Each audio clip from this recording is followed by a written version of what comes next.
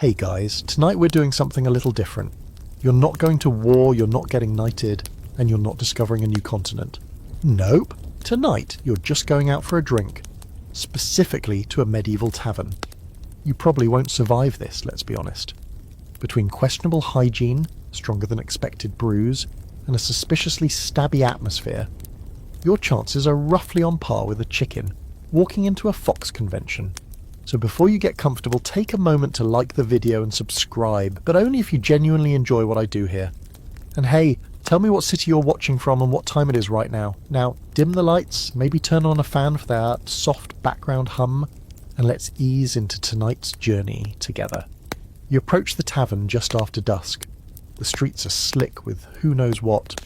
Rain, refuse, horse contributions. The smell hits first. Wet hay, rotting vegetables, and a thin tang of human effort. Then comes the sound, the muffled roar of voices shouting over one another, laughter, the thump of something or someone falling. A fiddle scrapes above it all, barely staying in tune. You hesitate for a heartbeat, then push the heavy wooden door open. It groans like it hasn't been oiled since the last plague. Inside it's dim, not romantic candlelit dim, more hope your eyes adjust quickly dim. Rushes cover the floor, meant to soak up the worst of the grime, but mostly just mash it around. Smoke hangs in the air from a central hearth, where something vaguely edible is being turned on a spit. Every surface, walls, tables, benches, is slick with generations of spilled drink, grease, and something sticky you don't want to identify. You step carefully. The tavern keeper, or more accurately the alewife, notices you.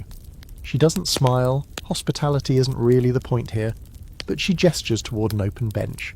You wedge yourself in between a man in a wool tunic who's already swaying and another who smells like he wrestled a fish to death on the way over. You pretend not to gag. There's no ordering from a menu because there's no menu. You get what they've brewed today, and if you're lucky, it's more beer than backwash. Everyone is loud, no one is sober. This is not a place for polite conversation over artisanal charcuterie boards.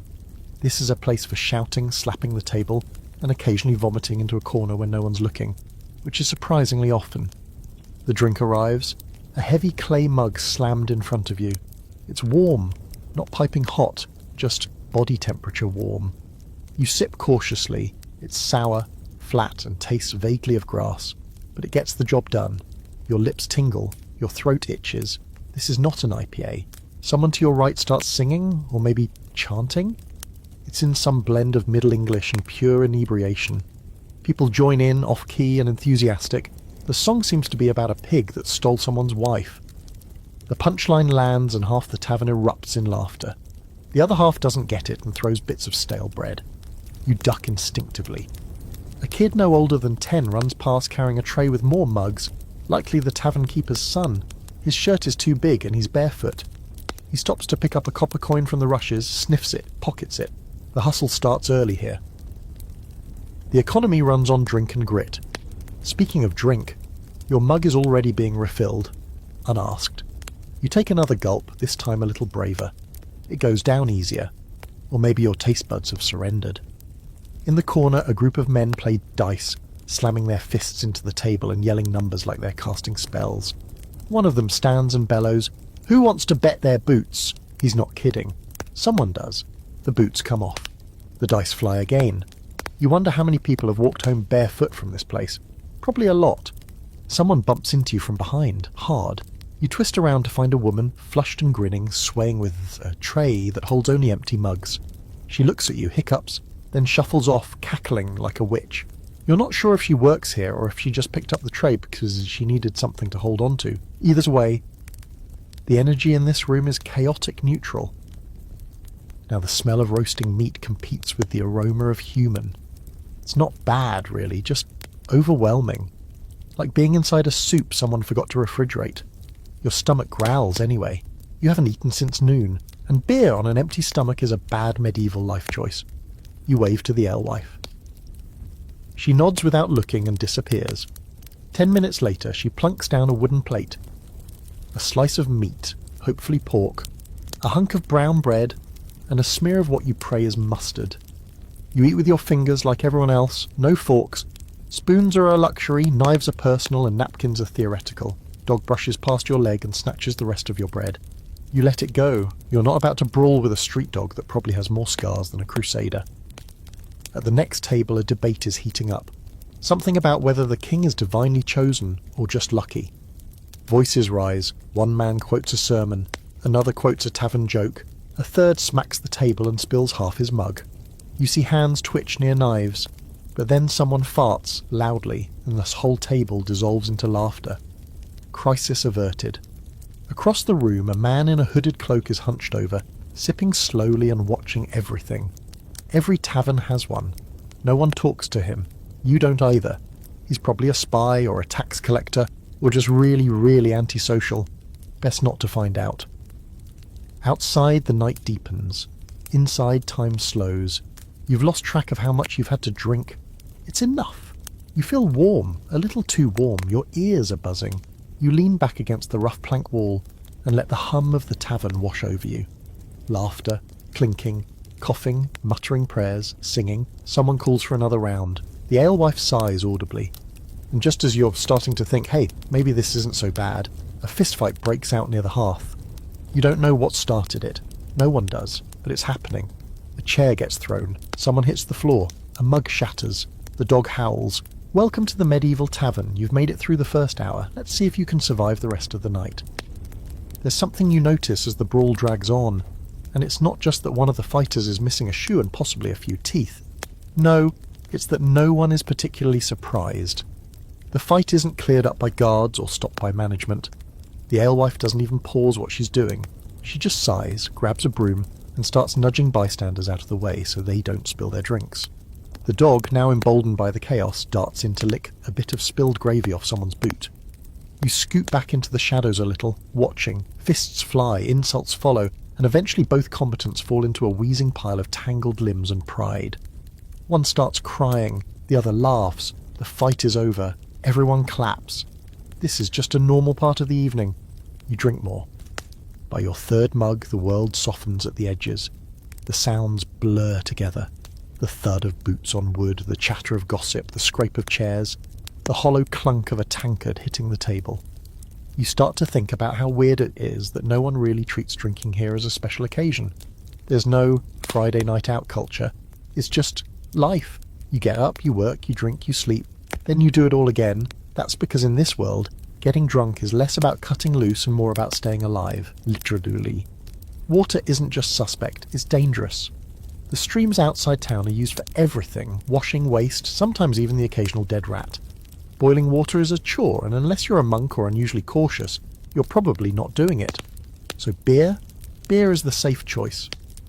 The brewing process kills most of the nasty stuff. Even children drink it, albeit weaker versions called small ale. So when someone says they've been drinking all day, that might mean they were just staying hydrated. Sort of. You remember someone mentioning this earlier in the night, over a game of knucklebones. A wiry man with a crooked nose had leaned in and said, "It's not drinking if it's part of your breakfast." Then he belched directly into your shoulder and lost the next round to a shoeless friar. It's at that point you start to notice the subtle gradient of drunkenness in the room. There's no binary switch, sober to wasted. It's more like a rolling tide. One man slouches in his chair, eyes glassy, swaying gently like a field of wheat. Across the room, a woman swirls her mug in slow motion, staring into it like it contains answers.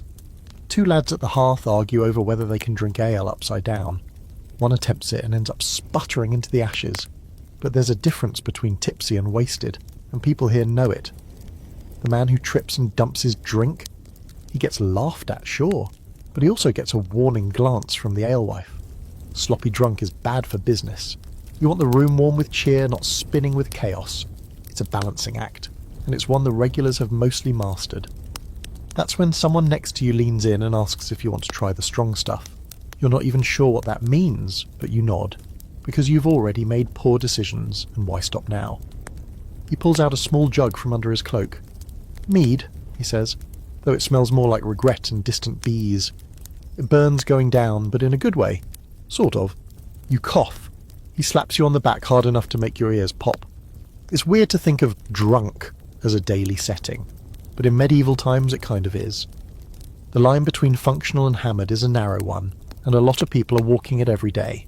Labourers drink to numb sore muscles, soldiers drink to sleep, women drink to take the edge off a world that expects them to work, serve and bear children without complaint. And you're drinking because you're in a strange time, in a stranger place, and the warm buzz keeps the weirdness at bay. But there's a fringe to all of this. See, not everyone thinks this casual sipping is okay. Religious reformers are already starting to grumble in sermons. The tavern is the devil's chapel, they say, and ale is the sermon. You chuckle at that, then realise it's not entirely wrong.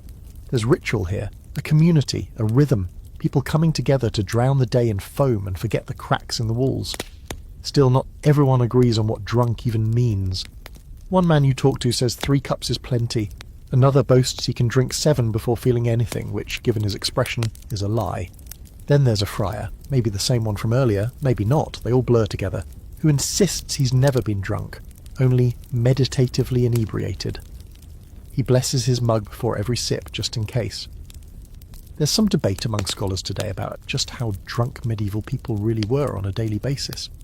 Were they tipsy all the time, or just sipping low-alcohol brews throughout the day? Some historians say people had remarkable tolerance. Others argue they were just as wrecked as modern partygoers, but less likely to post about it afterward. You try to imagine a peasant TikTok and immediately regret it. Another mug. You think it's your 4th, or 5th. A lightness fills your chest. Your limbs feel distant but pleasant. You laugh at something you don't quite hear. And now you're part of the blur, the tavern organism. You move with it, drink with it, become indistinct from it. And then, because of course, someone starts dancing. It's not elegant, it's not rhythmic. It's more like stomping with occasional twirls. But it's infectious. You're dragged up before you can protest. Someone claps, someone else begins pounding on the table in time. You shuffle, you sway, you don't trip too badly. Your head spins, but you're grinning. There's a kind of freedom here, even if it's messy and smells like sweat. You're surrounded by strangers, but you don't feel unsafe. For now. It's only when you sit down again, flushed and breathless, that you feel it. The creeping awareness that at some point the good kind of drunk might tip over into the kind you can't walk off. But that's not now. Right now you're just a little blurry around the edges, a little loose in the joints. You sip again. It's warm, familiar, and slightly terrible. But it works. You've just levelled up from curious traveller to honorary tavern regular. Congratulations. Your reward? A headache tomorrow, and maybe a new tattoo if this night continues as expected. Somewhere around your 6th, or maybe 8th mug, you realise that the woman behind the counter has been watching you. Not suspiciously, just knowingly. Like she's seen 1,000 wide-eyed travellers fumble their way into the tavern, get caught up in the swirl of ale and sweat and song, and slowly slide sideways into the straw-strewn floor. She's not just pouring drinks, she is the tavern, and her name, as someone near you slurs while elbowing a boiled onion into his mouth, is Maud, or maybe Madge. No one quite agrees. She's not a barmaid, she's an alewife, and this is her kingdom. You make your way over, swaying only slightly, and perch on the edge of a barrel that doubles as a stool. Up close, Maud, or Madge, has the bearing of someone who doesn't have time for nonsense. Her sleeves are rolled up. Her hands are red and calloused from both kneading dough and dragging drunkards out by their tunics. She pulls a fresh jug from behind the bar, gives it a sniff and mutters something about it being a bit young. Then, without asking, she pours you a half mug.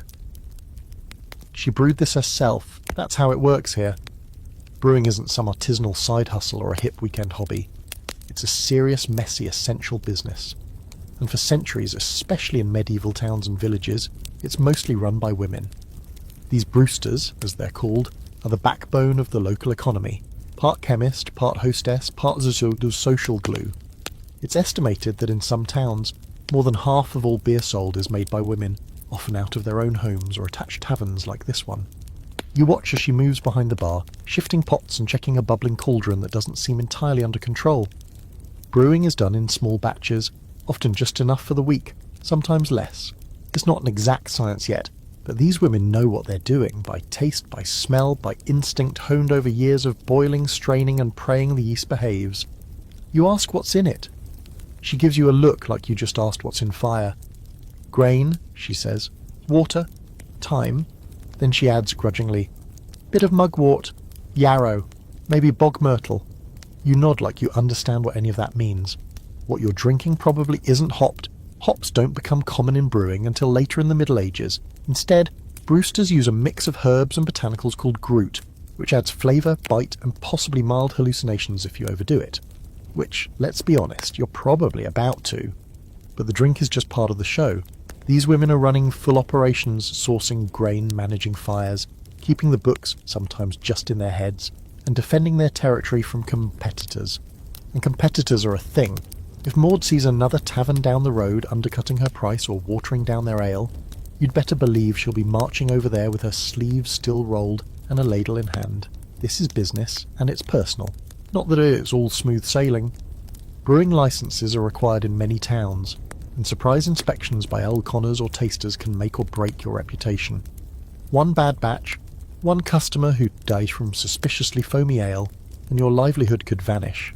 There's even a local guild, a fraternity of brewsters and alewives, that sets standards and settles disputes, often by taste-testing rival brews in very serious, very drunk meetings. Some say the church looks down on women who brew and sell ale. Others say monasteries are secretly trying to muscle in on the market with their own stronger brews, labelling them as for healing purposes only. There's even a fringe theory floating around that the classic witch stereotype, the pointy hat, the bubbling cauldron, the broom, is rooted in how brewsters looked and worked. They often wore tall hats to stand out in the market, stirred boiling mash in big pots, and used brooms outside their doors to signal they had fresh ale. So basically, your bartender tonight is also a pop culture icon. You're about to mention this when Maud is interrupted by a delivery. 2 sacks of barley dropped at the door by a red-faced teenager with their arms like fence posts. She inspects the grain with a glance, then tosses him a coin and a hunk of bread. Business done. She's back at the hearth, stirring the mash and muttering about temperature and thickness. You ask if she uses yeast. She smirks. Of course, it finds its own way in. Lives in the walls by now. That's not just a poetic turn of phrase. The yeasts used in these medieval brews are wild. Literally floating around in the air, clinging to wooden tools, lingering in the barrels.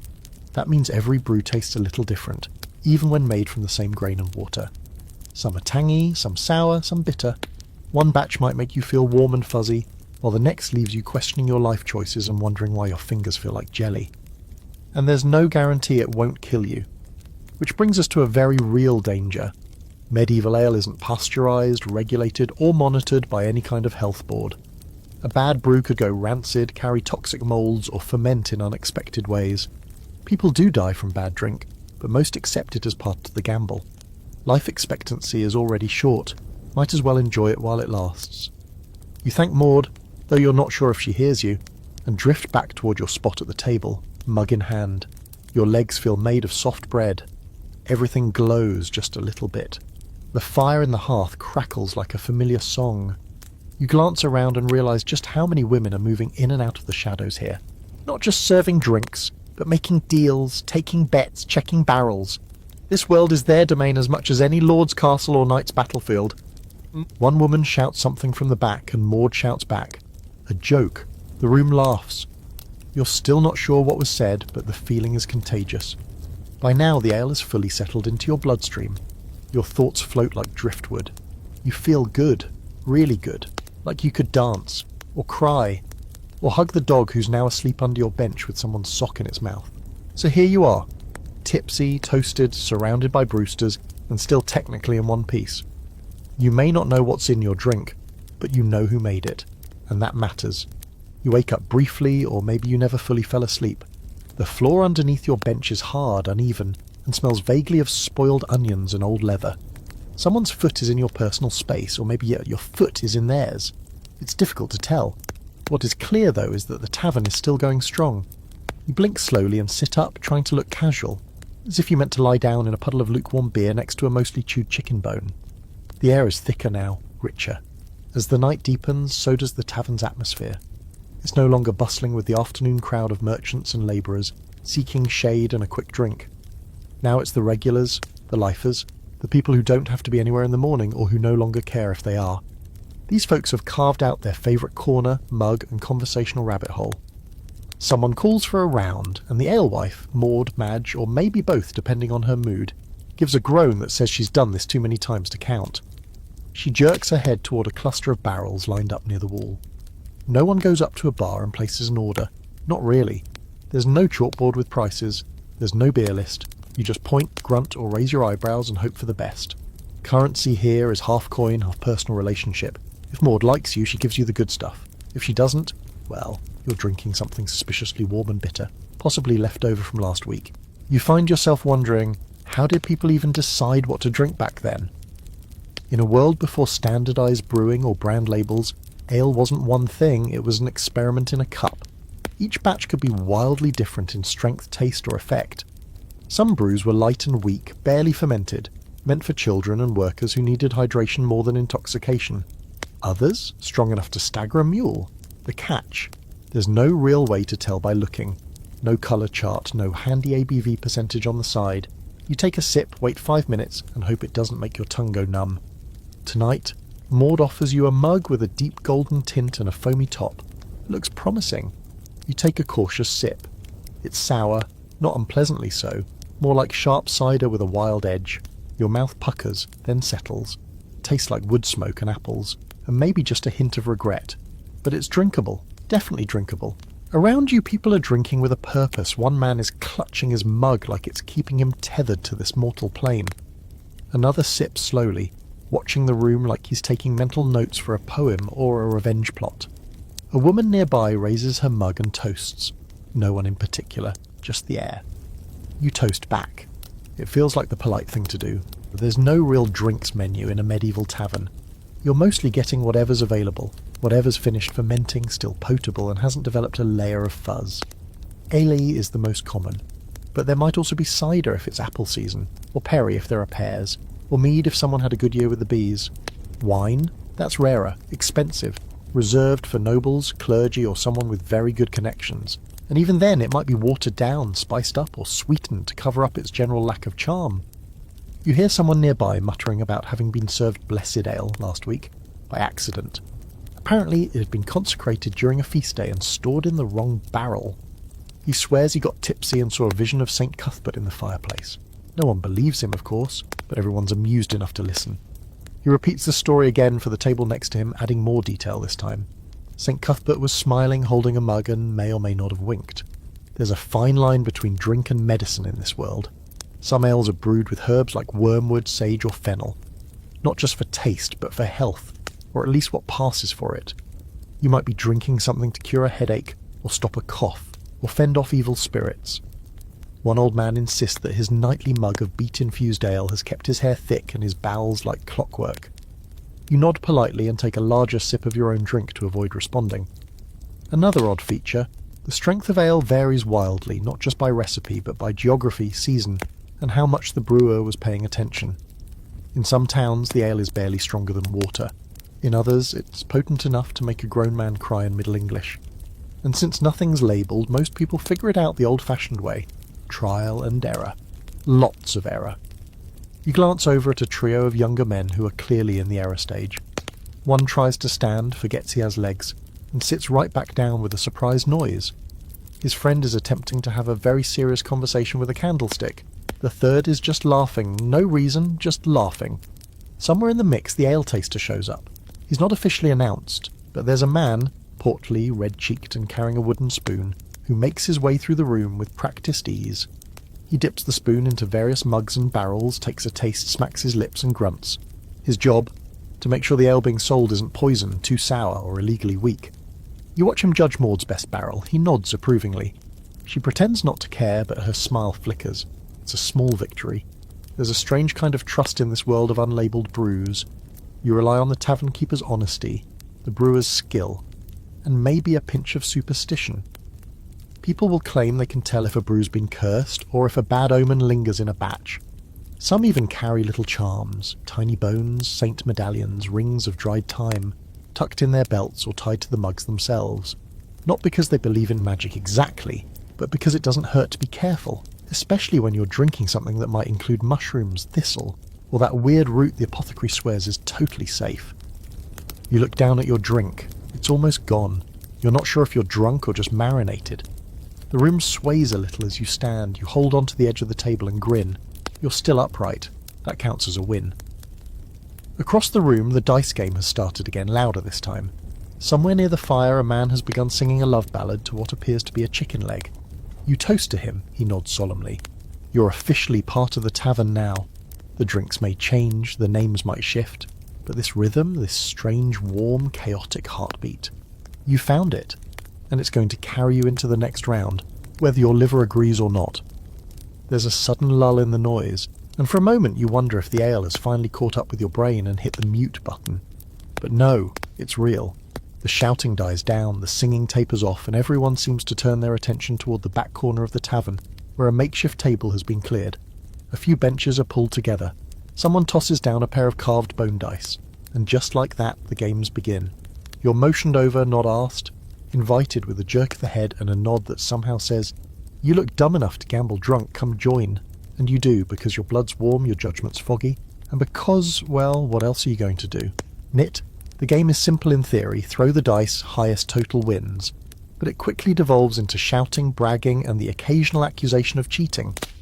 Your first toss clatters across the table and lands in a small puddle of ale. Everyone waits. One die rests on a 6, the other rolls in slow motion, finally settling on a 1. "Unlucky!" a man with a burned-off eyebrow declares. He slaps you on the back hard enough to rattle your ribs. Next up, a blacksmith whose hands are the size of hams. He laughs like a bear, throws like one too. The dice bounce high and roll far, one nearly flying into someone's soup. "8!" he roars, as though declaring victory in battle. The crowd whoops, coins change hands. You reach for your pouch and realise you're not entirely sure how much you've wagered. Or what? Someone wins a pair of socks, someone else trades a small wheel of cheese. One man throws in what he claims is a love token from a barmaid, though she denies it loudly and throws a potato at him. The games aren't just dice, though. There are drinking dares, too. A man challenges another to chug a full clay mug without stopping. The loser has to kiss the alewife's goat. The goat, apparently, lives behind the tavern, and is not known for being agreeable. The crowd loves it. You learn quickly that losing here is rarely the worst thing, refusing to play is. A burly man with ruddy cheeks and the kind of beard you could get lost in slams a mug on the table and yells, "3-man drink." You don't know what that is, and by the time you ask, someone's already passing you a jug. It tastes like fermented apples and betrayal. You drink because you've committed, and immediately regret every decision that led you to this moment. Your stomach hiccups. Your throat tries to rebel. You keep it together, barely. Then comes the eel. It's plopped onto the table on a splintery wooden plate, coiled like a meat rope, boiled to a shade of grey that defies classification. It still glistens in a way that suggests it was alive yesterday and probably angry about it. The challenge is simple. Eat the eel, all of it, no tools, no seasoning, no questions. You've eaten worse, maybe. You pick up the eel. It's limp, rubbery, and smells like old socks and river slime. You take a bite. The texture is halfway between gummy worm and regret. The crowd howls, you chew, you swallow, you wish you hadn't, but you win the round, and someone slides a silver coin your way as if you've just bested a dragon. Games in the tavern aren't about money, not really. They're about reputation, swagger, and stories. Everyone wants to walk out tomorrow and say, "Remember when I made the knight squire eat 3 onions and sing like a goose?" That's the real currency here. Tales worth retelling. And if you're lucky, you'll be remembered fondly. If not, you'll be remembered anyway. A boy with crooked teeth and too much energy for this hour spins a top on the table. It's handmade, carved from a piece of bone, and he dares anyone to beat his spin time. He's surprisingly good. You try. Yours wobbles immediately and topples into someone's mug. The crowd groans in theatrical disappointment. You bow dramatically. The boy calls you a cabbage. You're not even mad. Nearby, a woman with a voice like gravel and a belt lined with empty flask loops takes on challengers in arm wrestling. She crushes 3 farmers in a row before letting a lanky traveller win on the 4th attempt. He celebrates too much, and she floors him with a flick of her wrist. He lands in the rushes with a smile on his face and a loaf of bread in his pocket that definitely wasn't his earlier. You begin to realise the games serve a social function. This isn't just people blowing off steam, it's bonding, reputation building, even matchmaking. People flirt through dares, test loyalty through bets, and size each other up over dice and bad puns. You see 2 men shaking hands with flourished bows after a particularly drawn-out riddle contest. The answer was an egg, apparently. It's always an egg. Not everything's fair, though. You overhear someone complain that a traveller with foreign coins got swindled earlier. challenged to drink something labelled dragon's breath. It turned out to be vinegar and mashed garlic, fermented with what may have been a beetle. He threw up and lost his boots. Lesson learned. Don't trust a man in a hat that looks like it used to be part of a curtain. Still, there's a sense of shared risk. Everyone's a little vulnerable in here, whether from drink, game, or general social confusion. You've already learned more about the man next to you than you ever wanted to know, including the fact that he once married a woman just to win a bet and had to annul it when her brother turned out to be a bishop. Long story. One particularly fascinating game involves a rooster, a blindfold, and a lot of yelling. The rules aren't clear, and you're pretty sure they're being made up as it goes along. The rooster escapes halfway through, pecking at ankles and causing 2 mugs to spill. It is, everyone agrees, the highlight of the night. You lean back in your seat and breathe in deeply. The mix of smells, roasted meat, smoke, sweat, spiced ale, and maybe something on fire, is oddly comforting now. The noise rolls over you like waves. The laughter, the challenges, the brief flashes of drama. Someone drops a lute, and it makes a noise like a dying cat. The crowd cheers anyway. Even as the games rage on, there's a thread of caution. No one pulls out a dagger. No one bets their house. There are unspoken limits, and the alewife enforces them with a glance or a strategically placed broom handle. It's fun but not lawless. Chaotic but with boundaries. Like medieval bumper cars. You realise you're smiling. Despite the eel, despite the sticky table, despite the noise and nonsense, and the alarming number of people who've already passed out. It's fun. It's real. It's raw and human and weirdly beautiful. And as someone yells for another round of Guess What's in the Mug, you realise the night is far from over. Your concept of time has completely eroded. Hours have passed, or maybe just minutes, and the tavern still throbs with life like a living, wheezing beast. The air is warmer now, thick with laughter and heat rising from human bodies crammed shoulder to shoulder. Someone opens the door briefly, letting in a cool draught and the unmistakable smell of wet horse. The room groans at the chill and promptly closes ranks again, heat restored by the collective breath and beer-fueled body warmth. And through it all, the drinks keep coming. There's no last call in a medieval tavern, no clean cut-off or fash of fluorescent lighting. The rhythm of the night is dictated by the bodies in the room, how long they can keep upright, how much coin they have left, and how loudly they snore when they finally face-plant into their trenchers. Right now, no one's quitting. In fact, it's somehow gotten livelier. A group by the hearth has started an impromptu drumbeat using cups, spoons, and the table itself. Another fellow is dancing a solo jig that looks like he's trying to fight invisible bees. And here's where things get weird. You notice that several people, clearly seasoned locals, aren't just tipsy. They're smashed, sloshed, positively medieval, and they started this evening in that state. You blink. How are they still conscious? You lean in toward a man slurring his way through a limerick about a sheep and ask when he arrived. "This morning," he grunts proudly, pouring another mug without spilling a drop. That's when it hits you. People in the Middle Ages didn't think of drinking as a night-only activity. For many, it starts at breakfast. The morning pint isn't just a luxury, it's a standard part of the day, right alongside the stale bread and bowl of barley porridge. Small ale, they call it.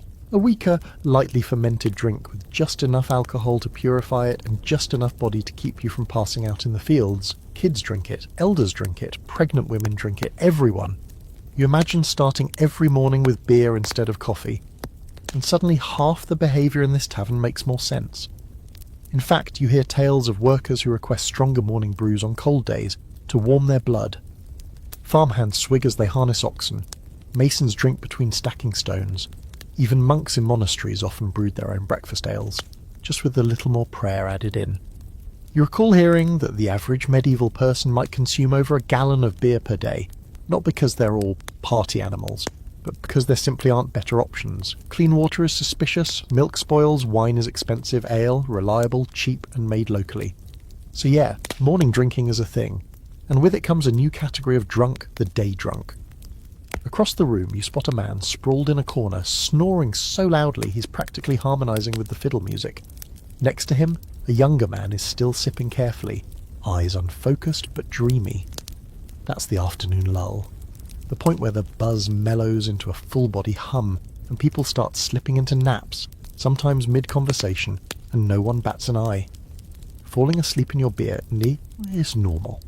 Expected, even.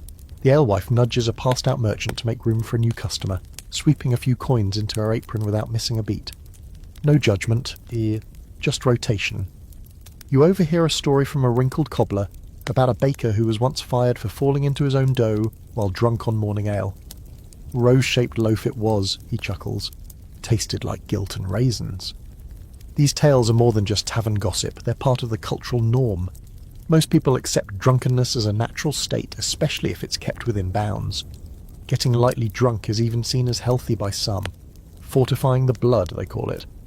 And while there's still social scorn for the truly sloppy, like the man currently vomiting into an empty boot, being buzzed throughout the day is no scandal. You start to reflect on just how central drinking is to the entire medieval experience, not just as a personal habit, but as a daily rhythm. It's woven into the workday, the meals, the ceremonies, even the punishments. You hear of towns where people are fined in mugs of ale instead of coin. Some employers even pay partially in drink. He gets a jug and a half for every cartload, says one woman near you, nodding toward a soot-covered man who might be half chimney. As you sip your latest mug, something that tastes like cider and cloves, you start to wonder if the real difference between medieval drunk and modern drunk isn't how much people drink, but how they feel about it. Today, drunkenness is either a celebration or a failing. Back then, it's just another state of being. Like hungry or cold or sore from work. Everyone cycles through it. Some just get there earlier in the day. That being said, there is a line, and you're fast approaching it. Your arms feel unusually long. Your head is warm in the strange way that precedes either deep philosophical insight or sudden unconsciousness. The man next to you is eating a whole onion like it's an apple. You've forgotten what day it is. You are, as the locals might put it, blessed with the cup. The room continues to swirl around you. Music, firelight, whispers, distant burps. Someone begins a clapping rhythm. Others join in. You do too. It's instinctive. You don't know the song, but it doesn't matter. The rhythm catches in your chest like a second heartbeat. People are singing, stomping, laughing. There's a sudden bang as a chair gives way under a man twice its weight. No one helps him up, but they do refill his mug. And just when you think the energy's about to plateau, someone rings a bell. An actual handbell, shaken furiously by a tall woman with cheeks as red as beetroot and eyes that sparkle with mischief. "Midnight game," she shouts, "or as close as we're going to guess." A cheer goes up. You've now entered the drunken second wind, a phase fueled by equal parts fermented optimism and a total disregard for tomorrow. She announces the rules to a game called Name 3 Sins, which involves drinking, shouting, and pointing at people you suspect of questionable behaviour. The first sin named is eating communion bread for breakfast. The second is stealing your neighbour's pig and pretending it walked home with you. You name whistling in church. Someone names liking your own ballads. The group erupts into scandalised laughter. You're drunk, very drunk, maybe morning drunk, just 12 hours late, but you're still in the game. The alewife passes by, gives you a glance that reads, "Don't die on my floor." You nod solemnly. You've got a few hours left in you. Probably. You're halfway through your next mug when a hand slams down beside you, startling your half-dozing brain back into focus. You look up and into the deeply lined, flushed face of a man wearing a hooded robe, brown, rough-spun, belted with rope. His cheeks are ruddy, his eyes bloodshot, and he smells strongly of pickled fish and divine purpose. "Move down, brother," he says with a grin that's somewhere between saintly and scandalous. "The Lord provides, but you're hogging the bench." You scoot over, of course, because you don't argue with monks, especially drunk ones. This man is a friar, or so he claims, and judging by the state of his sandals and the way he keeps reciting rhymed snippets of scripture between gulps of ale, you're inclined to believe him. He throws back his hood dramatically, revealing a balding head surrounded by a scruffy ring of hair that fluffs out like a lion who's given up on life. "I've walked 30 miles this week," he announces, as though the room had asked. "My sins are dusty, and my soul is parched." A barmaid, possibly the same one who fell into the fireplace earlier, brings him a drink before he even asks. You get the sense this isn't his first visit. The friar raises his mug in a solemn toast. "To the Virgin, to Saint Arnold." and to barley's blessed mercy. Then he drinks deep, lets out a long sigh and mutters something about divine fermentation. You raise your mug in response, feeling vaguely religious by osmosis. You might not think of monks and holy folk as regular tavern guests, but here's the thing, they absolutely are. The idea that the religious live strictly pious, sober lives, locked away in quiet stone rooms, praying and fasting and gently judging, is only part of the story. In medieval Europe, clergy drinkers are everywhere. Monks brew their own beer, some of them producing the most refined and potent beverages in the region. Monasteries often function as self-sustaining enterprises, and brewing is both a spiritual duty and a booming sideline business. The result? Men of God with better beer than anyone else, and sometimes less self-control than you'd expect. The friar beside you is on his fourth mug, casually quoting St. Augustine between belches. "Lord, make me chaste," he says, but not yet. He winks.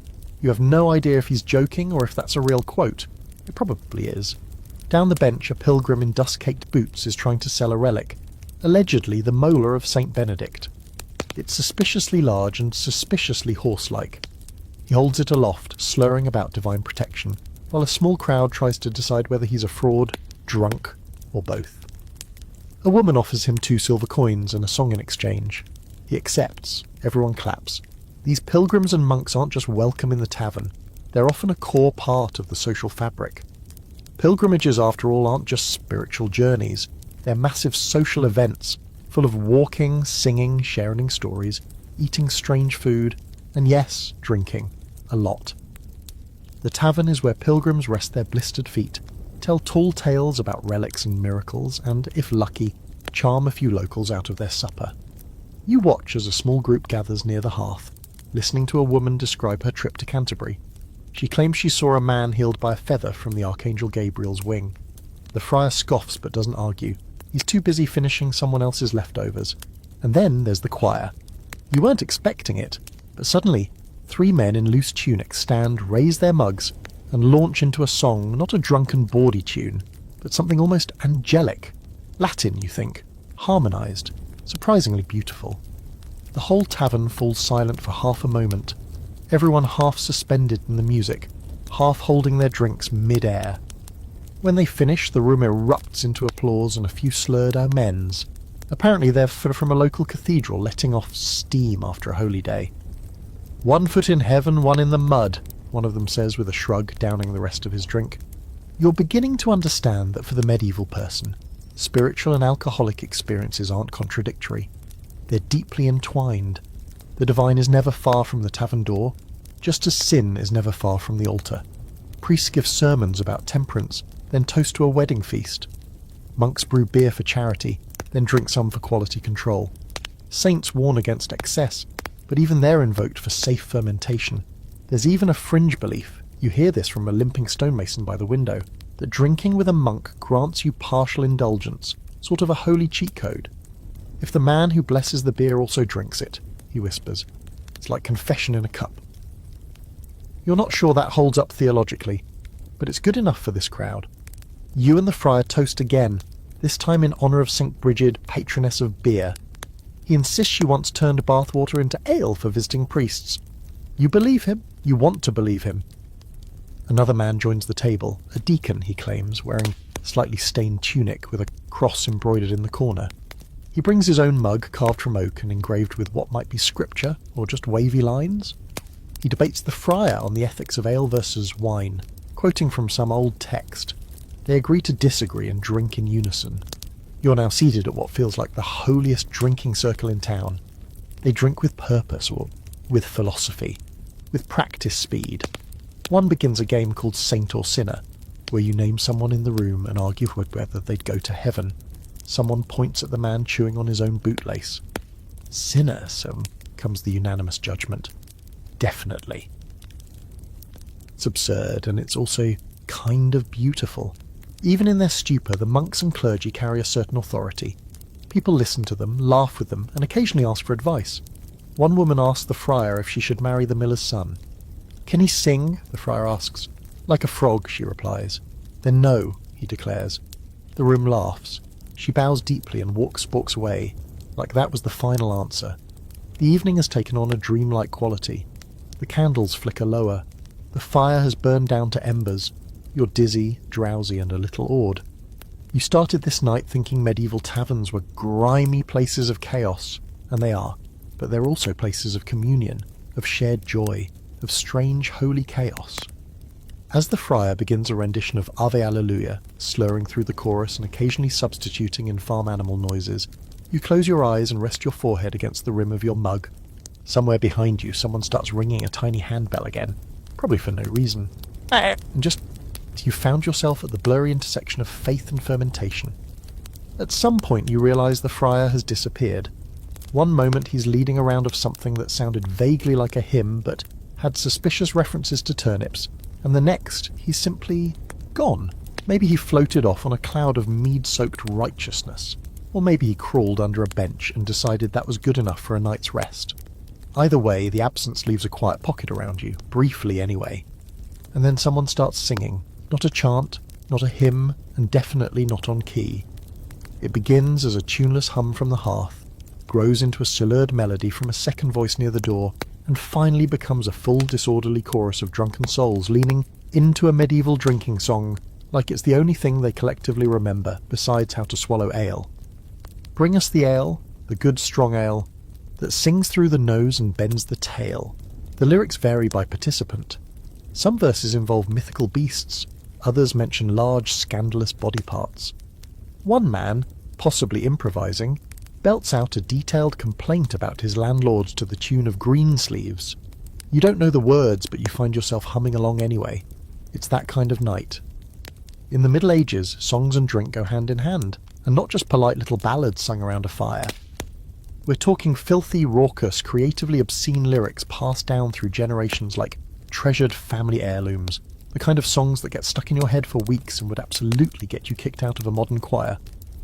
A man nearby bangs the table rhythmically, giving everyone a beat to follow. The song changes again, this time about a milkmaid and a priest, and neither of them comes out of the tale looking holy. Laughter erupts at the chorus, and you catch phrases in Middle English that sound dirty even before you translate them. Something about a goose, and an unfortunate misunderstanding involving a butter churn. It's loud. It's wild, and it's communal in the purest sense. These songs aren't performed so much as exploded, yelled out with crooked smiles, half-remembered rhymes, and unapologetic mispronunciations. People slap each other on the back, laugh mid-verse, and occasionally forget the words entirely. When that happens, they make up new ones.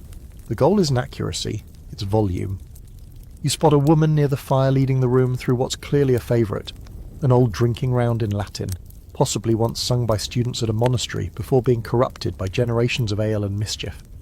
She gestures dramatically with her mug, voice gravelly but commanding.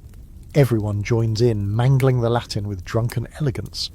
Gaudiamus bibamus, nunc et semper hic. Let us drink and be merry now and always here. It's hard not to smile. You're watching language, religion, music, and total nonsense crash into one another in real time. And somehow it works.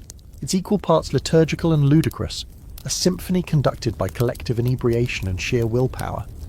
You remember that literacy rates are low in the medieval world, especially among peasants. Most people can't read the Bible, or even the tavern slate board, where someone scrawled "no shoes, no credit" in bad Latin, but they do know the songs. These drinking tunes are how stories are passed down. Morals are learned, scandals are shared. Songs fill the space that books occupy now, only with more innuendo and occasional hiccups. You hear one man recite a bawdy poem from memory, complete with hand gestures and the kind of detail that suggests he's either an excellent performer or personally lived through the events. It's about a monk, a donkey, and an ill-timed thunderstorm. The ending is lost to laughter. Someone demands an encore. He agrees, but only if someone else sings next. Another takes the stage, if you can call standing on a wobbly bench a stage, and starts a tune about alewives and their ability to outdrink kings. It's catchy. The rhymes are clever. The refrain involves a lot of foot stomping and a sound that might be intentional snorting. You're pulled into the rhythm before you can protest. You clap, shout, sing. The tavern becomes a single organism, buzzing, howling, hiccuping in three-part harmony. And in that moment, you start to understand the power of the tavern song. It's not just entertainment, It's release. It's identity. It's the closest thing some of these people get to therapy, to storytelling, to self-expression. There's a deep emotional truth woven into the ridiculousness. Even in the dirtiest rhymes, there are hints of fear, hope, longing. One ballad about a knight who can't stay on his horse because he's drunk, it's secretly about war trauma. A song about a girl who drinks all her father's mead and ends up married to a pig farmer. That's probably a cautionary tale, and a commentary on gender roles, if you're sober enough to think about it. You're not. And then someone sings a sad one. A slow, mournful tune about a lost lover and a winter that never ended. The room quiets. No one asks for it to stop. Even the loudmouth near the window, the one who tried to arm wrestle a chicken earlier, nods solemnly with the beat. This one's in the local dialect, thick and old, but you feel it more than understand it. It settles over the room like a blanket soaked in snow. The song ends. There's no applause, just silence and one soft murmur of "again." The singer doesn't repeat it, though. He sips his drink and stares into the fire, and the moment passes. It's followed naturally by a return to filth.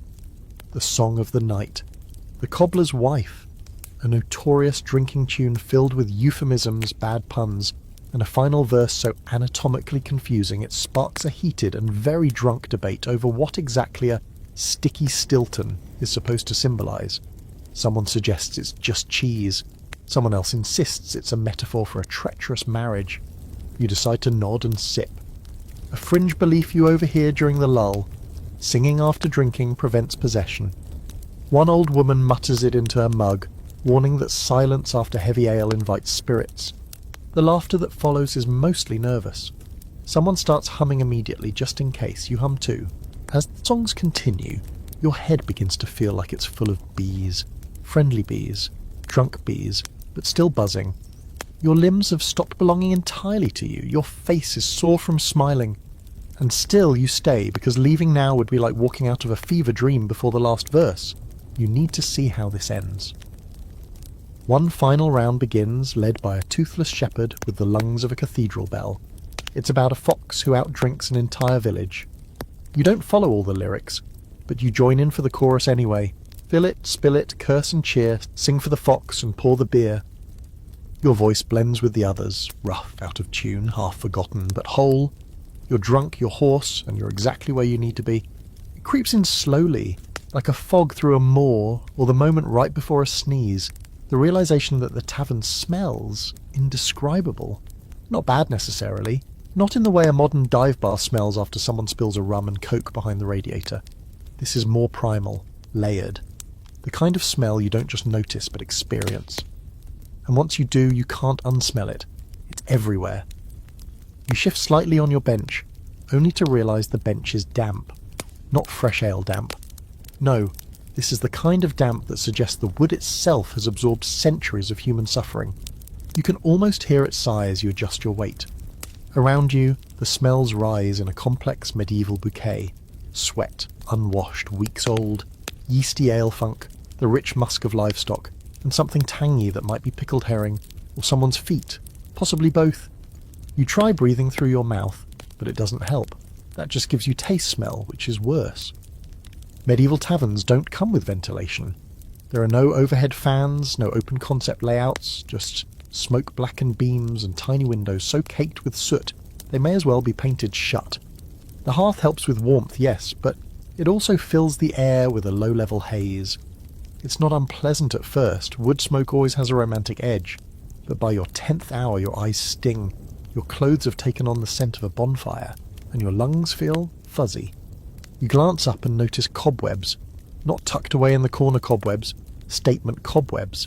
The kind that look like they've been grandfathered in by time and possibly have diplomatic immunity. A spider the size of a coin calmly observes the crowd from its perch above the door. You give it a respectful nod. A man near you removes his shoes. You didn't know he was wearing any until this moment. The release of his feet into the air is a chemical event. You cough discreetly. He doesn't notice. In fact, someone else nearby does the same. You wonder if this is a cultural thing. It's possible the locals associate taking your boots off with reaching peak comfort. Or maybe they're airing out their toes to avoid trench rot. Hard to say. And then someone lights a pipe. The smell shifts again, now it's sweet, pungent herby. You catch a note of something sharp, almost citrusy. The pipe makes its way around the table. When it reaches you, you're not entirely sure what's in it. Probably not tobacco, probably not legal by modern standards. You take a puff. It tastes like moss, honey, and regret. You pass it on. This is the olfactory reality of medieval tavern life. There's no Febreze, no cleaning schedule. If the rushes on the floor are changed once a season, that's considered overachieving. Most people don't bathe regularly, and even if they do, it's not enough to fight the daily coating of dust, animal grease, and human proximity. You've been here for hours and you already feel like your pores have absorbed the entire atmosphere. You're pretty sure you'll carry this smell home with you. Forever. The animals don't help. Yes, there are animals. You hear a goat bleating softly behind a partition. Chickens occasionally strut through the tavern like tiny drunks in feathered suits. No one questions it. Animals are part of life here, and that life is very indoorsy. One man keeps a ferret on a leash. Another has a hawk perched on his shoulder. You don't ask questions. You've stopped asking anything at this point. You just accept it like everything else. You lean back, trying to find a less sticky spot on the wall. No luck. Every surface is layered with grime and a glossy film of decades of communal use. The table in front of you has carvings etched deep into its surface. Names, tally marks, crude symbols, and what may be the earliest known drawing of someone mooning the king. As the hours drag on, the scent landscape deepens. Roasting meat. Some kind of game, judging by the smell, adds a savoury note to the air. Then there's spilled ale, fermenting in puddles under benches. Every so often someone knocks over a mug and the contents seep into the floor like an offering to the gods of decay. You can't escape it. It's in your hair, your clothes, your soul. It's not one smell, it's 1,000 tiny smells you pull, forming a symphony of human existence. A medieval funk. You wonder if people back then noticed it the way you do, or if they were simply used to living with their own human marinade. Probably the latter. One man proudly announces he hasn't bathed since the Feast of St. Martin. No one reacts, you're not surprised. Someone offers you a hunk of cheese, you accept out of politeness. It's hard, salty, and emits a smell that could strip paint. You chew slowly, resisting the urge to cry. Cheese in the Middle Ages isn't mild. It's a test of courage, a flavour that punches first and apologises never. A woman passes by with a bowl of what looks like onions and lard. It smells better than the cheese, sort of. You don't ask for a sample. And then, just when you think you've acclimated, a chamber pot is emptied. Not nearby, somewhere in the back. You hear the slosh, the scrape of a door, and the unmistakable sound of contents being poured into the alley. A warm breeze wafts it inside. The room groans. A man by the fire mutters something about God's vengeance. The tavern's hygiene, or lack thereof, is both legendary and entirely expected. Sanitation isn't a priority. Disease is a constant background threat, sure, but it's not blamed on filth. People believe illness comes from imbalances in humours, bad air, or divine punishment, not dirty rushes or mouldy mugs. That makes smell less a problem and more a normal part of the sensory background. You're not supposed to enjoy it. You're supposed to survive it. You catch wind of a fringe superstition from a baker leaning on a stool leg that's clearly seen better centuries. He tells you that bad smells ward off evil spirits. They hate garlic and pig fat, he whispers, tapping his nose. That's why I wear the same tunic all week. You nod solemnly, as though this is the most reasonable explanation you've ever heard. Despite everything, the goat stink, the breathy pipe smoke, the smell of fear and possibly raw turnip, you stay. Because at some point, smell becomes background music. Your senses have dulled. Your standards have dropped. You've become one with the tavern. Stinky, sticky, and still drinking. And honestly, you've smelled worse things, like that time earlier when someone pulled out pickled eggs and left them open for 20 minutes. You survived that. You'll survive this, maybe. Your eyes start to water, not from emotion, just the air. But you raise your mug anyway, toast to nothing in particular, and drink. Because if you're going down in a haze of smoke, cheese, and sweat and glory. There's a low shout from the back of the tavern, a hoarse, slurred voice that sounds more like a cough with ambition than anything intelligible. You don't catch the words, but the shift in the room's energy is immediate and sharp. Conversations stop, mugs are slowly lowered. Someone mutters, "Not again." You're still blinking dumbly at your ale when a wooden chair flies across the room and crashes into the wall, splinters spraying like angry confetti. Ah, so it's that part of the night. Brawls in medieval taverns are less like sudden eruptions and more like weather systems. You can feel them coming. The tension builds over time, through spilled drinks, muttered insults, maybe the fifth retelling of a joke that stopped being funny 3 ales ago. There's often a tipping point, a misunderstood gesture, a glance held too long, or someone reaching for someone else's mug with the wrong kind of enthusiasm. This time it starts between 2 men you vaguely remember from earlier, one with a scar down his cheek and the other with the eyebrows that look permanently surprised. You don't know what started it, no one ever does, but suddenly they're both on their feet, shouting in dialects that may as well be spells. One swings, the other ducks. A bench goes over, a mug flies. Chaos takes the wheel. You lean back just in time to avoid a crashing elbow and a splash of mystery liquid. It smells like vinegar and possibly regret. You don't ask. The tavern comes alive in a whole new way. It's no longer a place of music and ale, but of elbows and cursing and the occasional very creative insult involving someone's mother and a goat. A few regulars move away casually, mugs in hand, like they've seen this movie before and know how it ends. Others watch with glee, cheering like it's a sport. One man stands on a bench to get a better view. Someone bets a boiled egg on the man with the scar. And amid the chaos, Maud, ever the eternal battle-weary alewife, does not panic. She does not shout. She simply picks up her broom, marches into the fray, and smacks both men across the backs of their heads with a precision honed through years of tavern management and possibly battlefield experience. The broom is the tavern equivalent of divine intervention. The fighting slows, one man wobbles, the other sits down, blinking like he forgot why he was standing. Maud points the broom at them both and says something short, sharp, and profoundly final. Neither man responds, they just nod. It's over. Just like that. You exhale, shoulders unclenching. Tavern brawls are messy but weirdly structured. Everyone knows the unspoken rules. No weapons, no killing, and absolutely no breaking the big jug by the fire. Fists, mugs, and the occasional slap are fair game. The brawlers rarely hold a grudge. By morning, they'll be nursing hangovers and comparing bruises like war wounds. You hear someone mutter that these two have fought 4 times this month, and last week they sang a duet afterward. But not every tavern scuffle is so neatly resolved. You learn from a butcher across the table, who's calmly eating something that looks like boiled tongue, that in rougher places, brawls escalate quickly. Knives come out, teeth come out. One tavern in a nearby village even keeps a designated fight table, a reinforced slab of wood stained with so much blood it's practically ceremonial. Better than the floor, the butcher says with a shrug, chewing slowly. And when someone does draw steel, things change. That's when the authorities get involved. Or not. Some towns have constables who'll drag you out by the hair and toss you in the stocks. Others rely on informal justice, like the alewife tossing you out into the street. Or worse, banning you from the tavern altogether. You hear that's how one man ended up drinking alone behind the tannery for a year. Poor bastard, someone says. Had to talk to his own thoughts. You also learn about the chamber pot incident. So, it's whispered about with reverence and horror. Apparently, during a brawl last year, one particularly creative woman climbed the stairs to the loft above, fetched a full chamber pot and upended it on the brawlers below. The fight ended instantly. One man sobbed, another left town. To this day, the smell of rosemary used later to cleanse the floor triggers violent flinching in several regulars. You file this away under Do Not Mess with the Upstairs Patrons. Right on cue, a heavy clay jug thuds onto the table next to you. You look up to see the barmaid, flushed, wild-eyed, slightly limping, grinning, as she places a small dish of what might be dried plums, or might be someone's failed cooking experiment.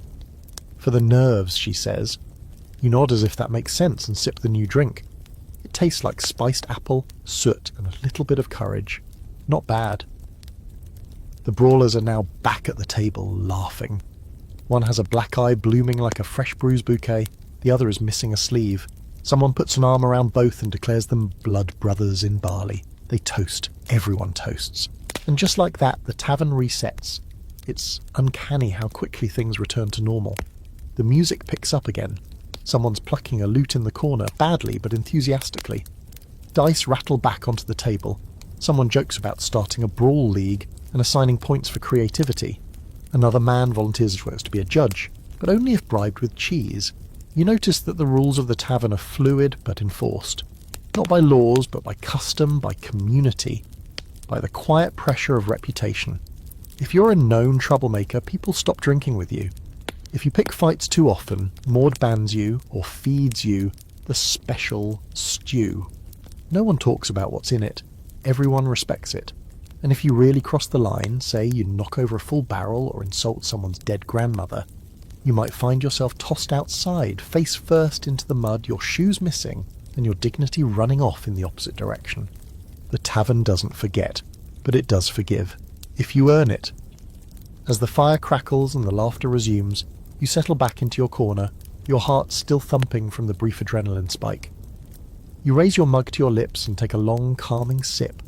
The drink is warmer now, a little flatter, but still good, still yours. And around you the tavern breathes again, smoky, rowdy, and utterly alive. You're mid-sip, enjoying the afterglow of post-brawl calm, when a man in a fine doublet with a crushed feather in his hat stumbles past your table and drops a coin into someone's soup. He doesn't notice, he just keeps us going, bumping into a chair, then a stool, then a wall, like a pinball made of lace and entitlement. You watch, slightly mesmerised, as he attempts to flirt with the barmaid by quoting a poem and then forgets the ending halfway through, replacing the last line with, "And your eyes look like oil fish." This is how you meet the drunk tax collector. Nobody seems particularly thrilled about his presence.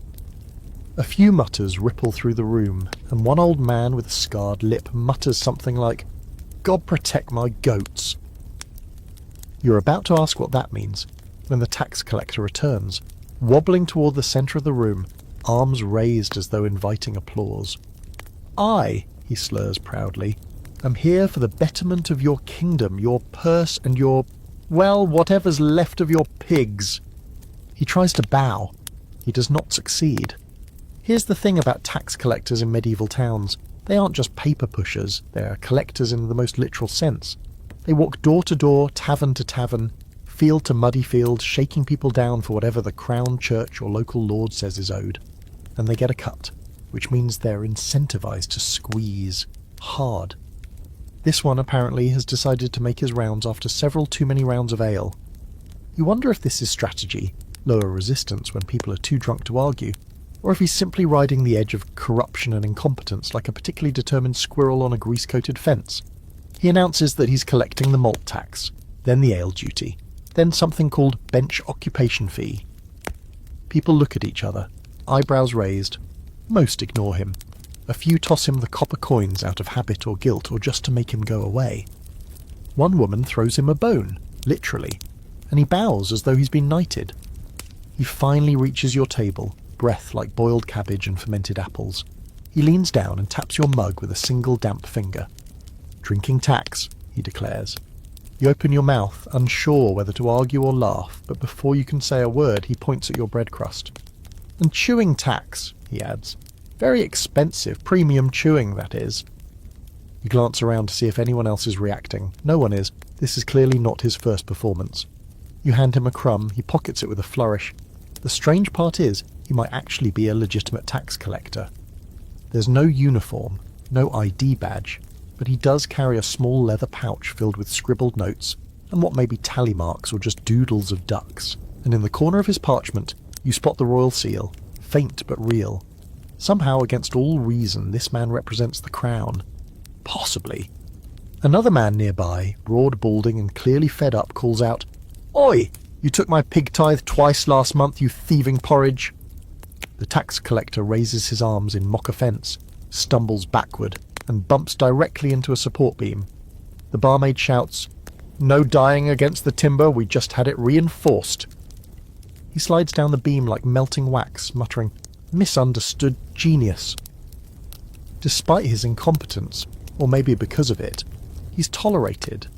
Loathed. Yes, but tolerated. That's often the way with local taxmen in this era. They walk the line between authority and public nuisance. No one likes them, but pushing them too far means inviting trouble from someone higher up the chain. And you don't want to draw attention from someone whose idea of due process involves shackles and cold stew. Still, not everyone plays along. You overhear the table next to you debating whether this tax collector is real or just a drunk with good stationery. One man, red-faced and wild-eyed, insists he saw the same guy tried to collect a song tax from a farmer's donkey last week.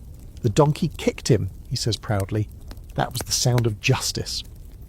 There's also talk of tax evasion techniques, most of them hilariously ineffective. One woman claims she keeps her coins in a hollow turnip to avoid detection. Another says she fakes possession by demons any time an official asks about her grain store. They don't tax the damned, she winks. Too messy. And naturally, there's a fringe theory floating around the tavern that some tax collectors aren't even human. They're sent by the king's alchemist, someone whispers, made from bones and lard and programmed to sniff out coin. You nod solemnly. That makes as much sense as anything else tonight. Meanwhile, your friendly neighbourhood collector is now attempting to climb onto a table to deliver what he calls a policy announcement. It starts with, henceforth, all drinking mugs must be registered by moonlight, and ends with him stepping on a spoon and face-planting into someone's stew. No one moves to help him. The barmaid walks over, takes the pouch off his belt, removes a few coins, and tosses it back beside his head. That's for the broken spoon, she mutters. 10 minutes later, he's snoring softly against the side of the hearth, hat pulled over his face, hands clutching a crust of bread like it's legal tender. You're not sure if he's asleep, unconscious, or simply paused. Either way, the tavern slowly returns to its rhythm. The fiddler tunes up again. Dice clatter. Someone pours you another drink with a grin and says, first one's free, second one's taxed, third one's blessed. You drink to that. What strikes you most about all of this isn't the absurdity, it's the normalcy of it. This is how systems work here. Chaotic, messy, reliant on reputation, personality, and a certain tolerance for nonsense. People joke about taxes in verse, pay in goat cheese, and file complaints by shouting them at clouds, and somehow the world turns anyway. You look at the man still passed out near the hearth, soup drying in his beard, and wonder if he'll wake up remembering anything. Probably not. But his pouch will be lighter, his reputation slightly worse, and his feather permanently soggy.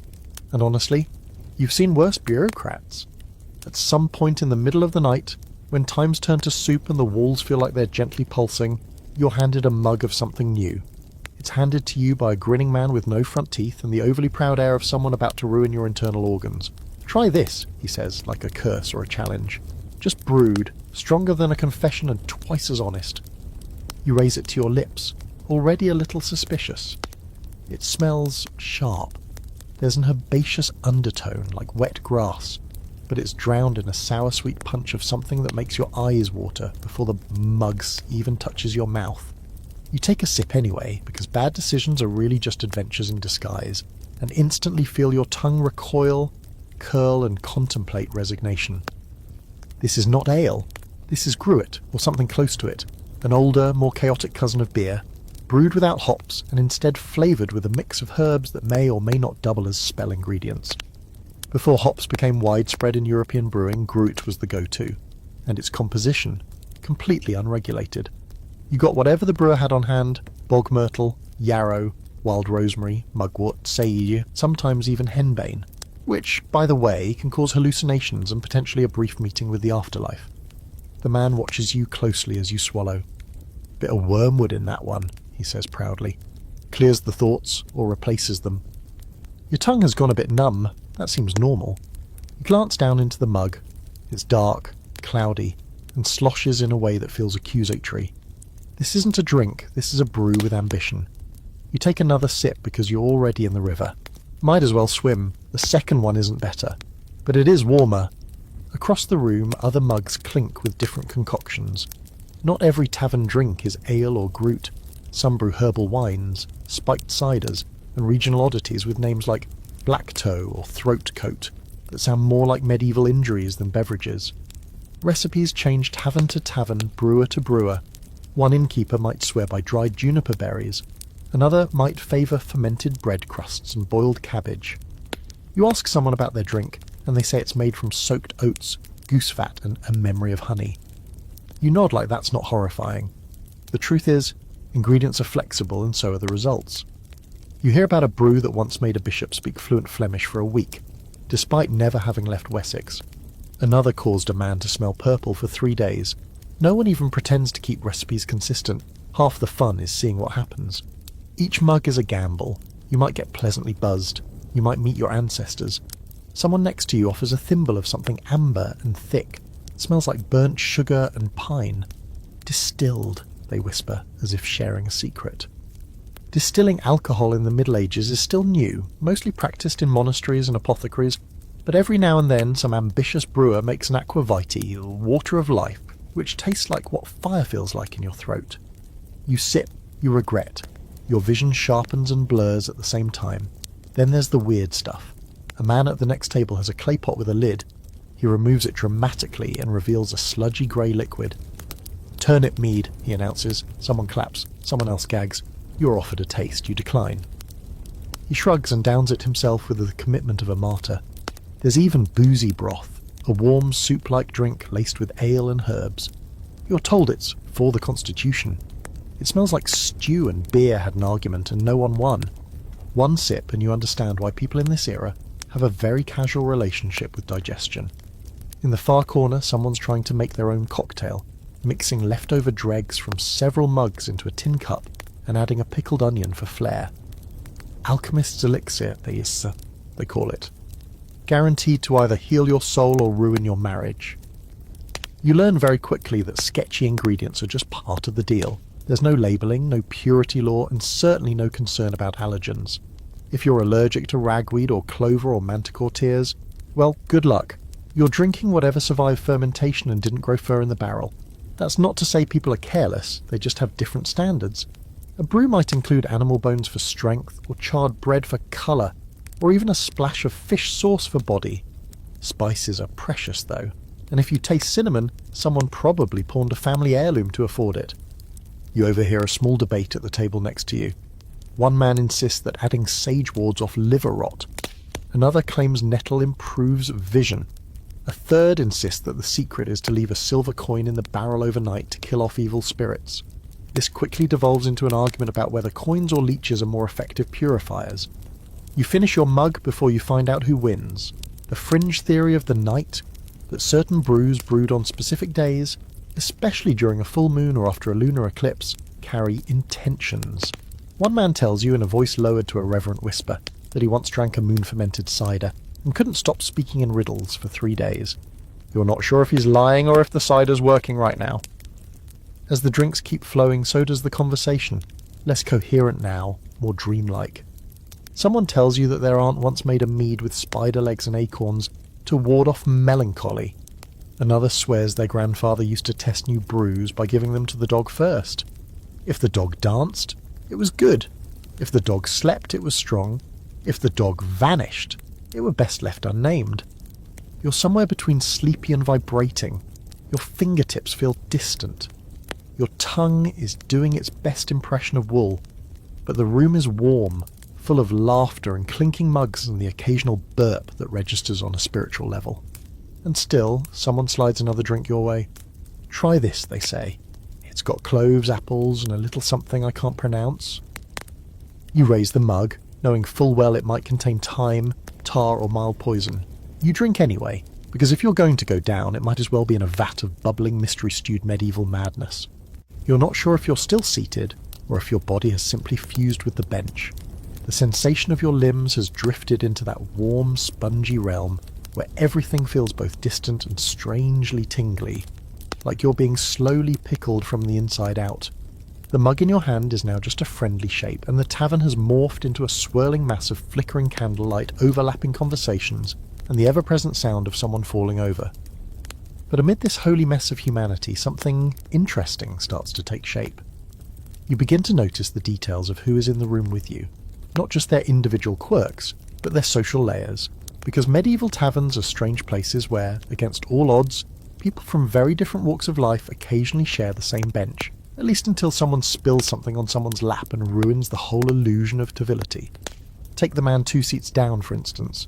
His hands are rough, his nails blackened with soot, and his boots have clearly spent more time inside mud than out. But his belt is decent leather, and his wool cloak is the kind that says, "Working man who makes decent coin." You figure he's a blacksmith. His shoulders certainly look like they could bend horseshoes into pretzels. He's deep in conversation with a woman whose clothes are plainer, patched and sun-faded, but clean. She's probably a field worker, you guess. though her speech carries that sharp rhythm of someone who knows how to barter, how to manage livestock, and how to tell a drunk to sit down and shut up using only 3 words. Across from them sits a knight, or something close to one. He's younger than you expected, face still half boy under his scraggly beard, and clearly off duty. His surcoat is stained with travel grime, and his sword leans against the wall, tied with a scrap of cloth to keep it from clattering to the ground. His boots are too nice for a peasant. He drinks slowly, watching the room with the sort of cautious detachment that says, "I've been trained to stab people, but I'm off the clock right now." What's fascinating is that no one's treating him like royalty. He's just another warm body in the corner. Sure, a few glances slide his way, some admiring, some calculating, but mostly people leave him alone.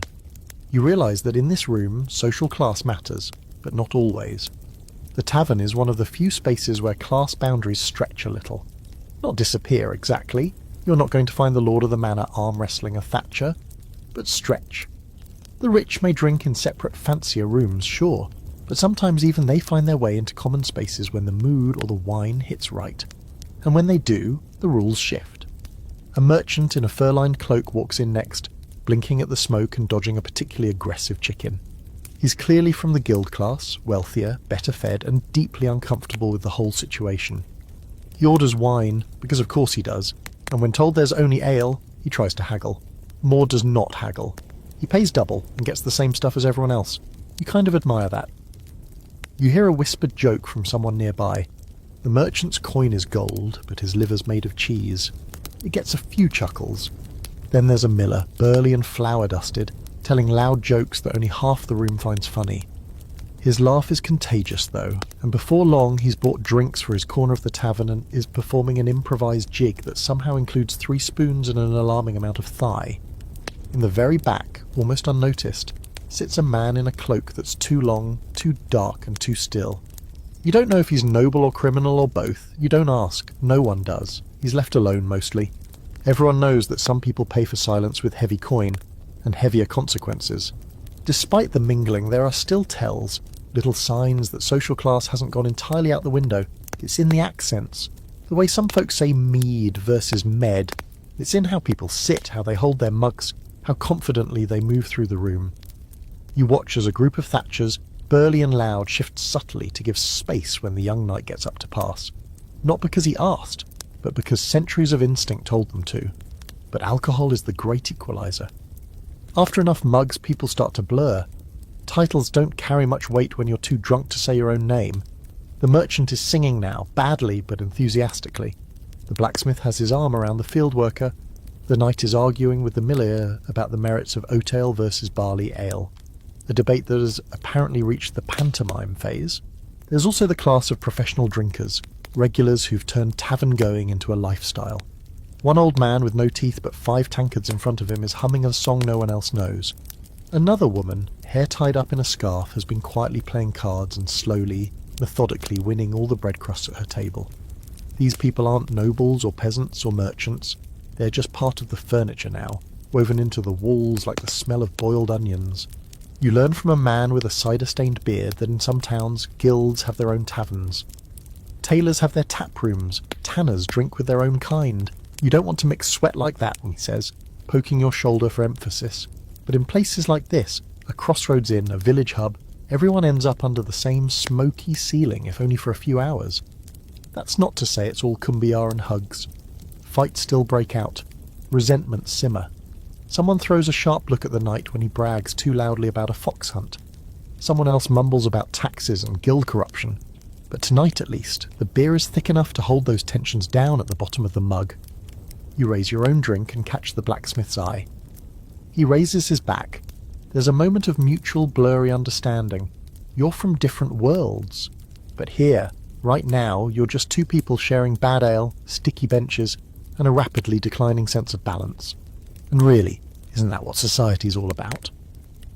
The blacksmith beside you leans in, eyes glossy and breath thick with barley, and says in a tone just above a whisper, "Don't toast with your left hand." You blink, unsure if you heard him correctly, and he repeats it, slower this time, as if sharing an ancient and dangerous secret. Left hand, bad omen, never ends well. Then he taps your mug with his right, downs what's left in one gulp, and belches like a thunderclap from the heavens. No further explanation, no follow-up, just stares at the wall like he's remembering something that haunts him to this day. That's your introduction to tavern superstitions, a whole underworld of rules, taboos, rituals, and old wives' tales that cling to the rafters like smoke. They're rarely written down, always evolving, and entirely non-negotiable for the locals who believe in them. And whether you believe or not, you find yourself following them. Because once someone whispers that a spilled drink means someone will die unmarried, well, you're not taking chances. A woman across the room knocks her mug over, sending a puddle of weak cider across the table. The room goes quiet for a half-beat. She stares down at the liquid, then solemnly drops a copper coin into the spill and mutters, "There, paid the spirits." Then she calmly goes back to her conversation. You don't even question it. Turns out taverns are steeped in folklore, little rituals passed down through generations like heirlooms. You learn them gradually, like social instincts. If your mug cracks, don't drink from it. It means the devil's marked it. If someone toasts without making eye contact, they're hiding something. And under no circumstances should you drink from a mug left unattended for more than 3 minutes. Could be cursed, someone says, or could be full of spit. Honestly, both seem equally plausible. The belief in spirit interference is strong. People here don't just drink with friends, they drink with the dead. Some even pour a few drops from their first mug onto the floor before they sip. For those who can't join us, they say, it's part respect, part protection. The idea is simple. If you don't give the dead their due, they'll take their revenge. By souring your beer, muddling your luck, or worse, leading you to sing naked in the street until dawn. You're assured this has happened more than once. There are specific superstitions about what you drink too. Dark ale is for mourning, pale ale for new beginnings. Mead is said to attract love, especially if brewed during a full moon. And if your drink has bubbles that cling to the side of the mug, someone is talking about you behind your back. Probably your cousin. You always suspected her. Some superstitions are stranger. A man insists that you should never toast with a spoon in your pocket. You don't know why. Neither does he. It's just bad, he says, with the finality of someone who once did it and barely survived. Another claims that if you drink the last sip in your mug too slowly, it invites a demon into your dreams. You take a long, decisive gulp and nod politely. You also learn about drunken omens. Hiccups mean you've been cursed. Sudden sneezing during a toast means someone you love is in danger. If a fly lands in your mug, it's good luck, unless the fly drowns.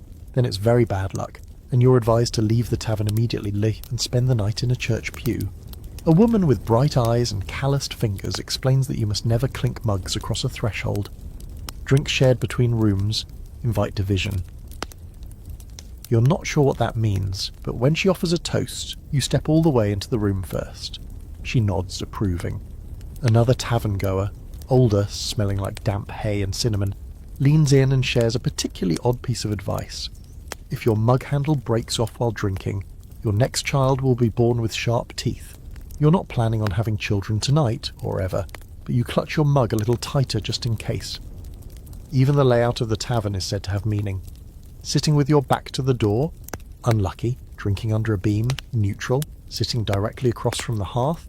Excellent, though it may make you fall in love, temporarily, with the first person who hands you a refill. You scoff, but when a stranger brings you a fresh mug and winks, you feel your stomach flutter. Coincidence? Maybe. Or maybe the beer's just strong enough now to count as a relationship. As the night creeps along and more mugs are emptied than refilled, these superstitions start to feel less like quaint beliefs and more like tavern lore. You hear of travellers who ignored the rules, like the man who lit a candle with the wrong hand and woke up in a ditch with a chicken tied to his belt, or the woman who refused to toast St. Bridget's name and had sour ale for 6 years straight. And speaking of saints, the tavern is littered with half-religious charms. St. Arnold, patron of brewers, gets mentioned often. His image hangs above the hearth in smudged paint, holding a mug and a staff.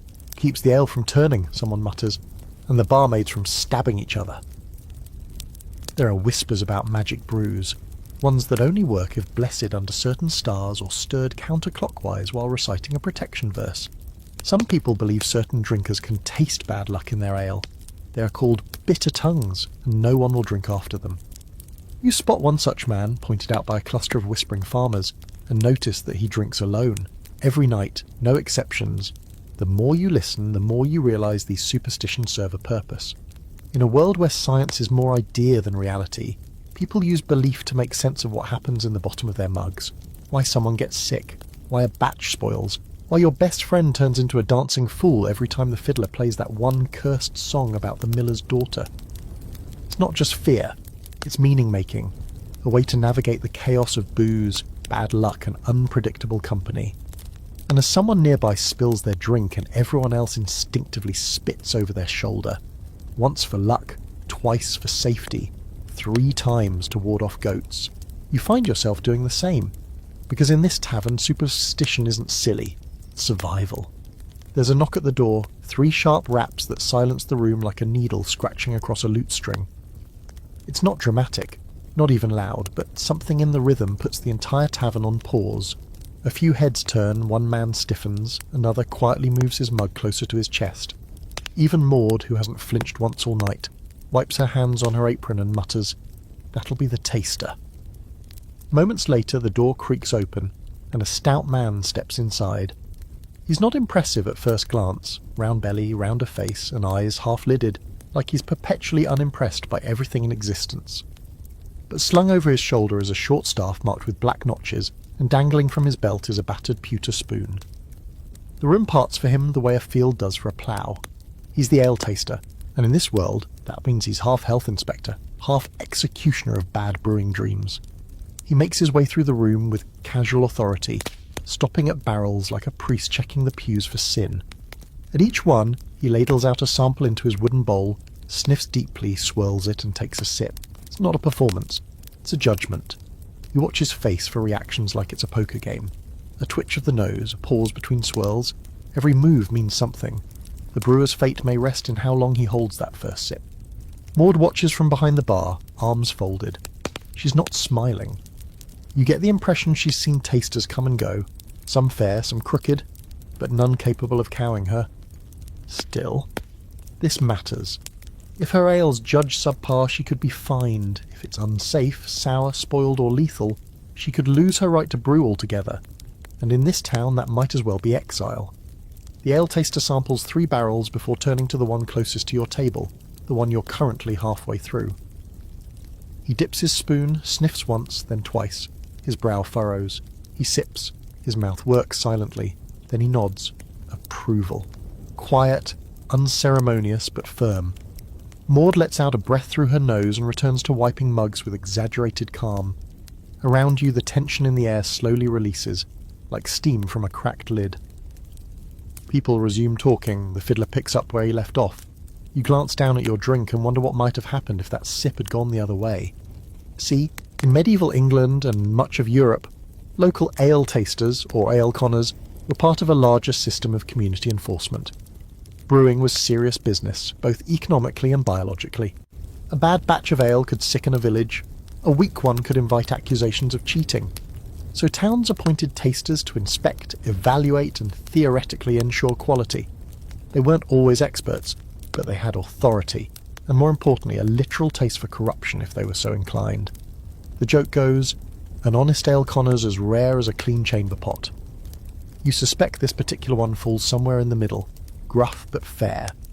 He sits down near the fire now, ladle still damp, and accepts a mug from someone with a wink and a grunt. Whether he paid for it is unclear, probably not.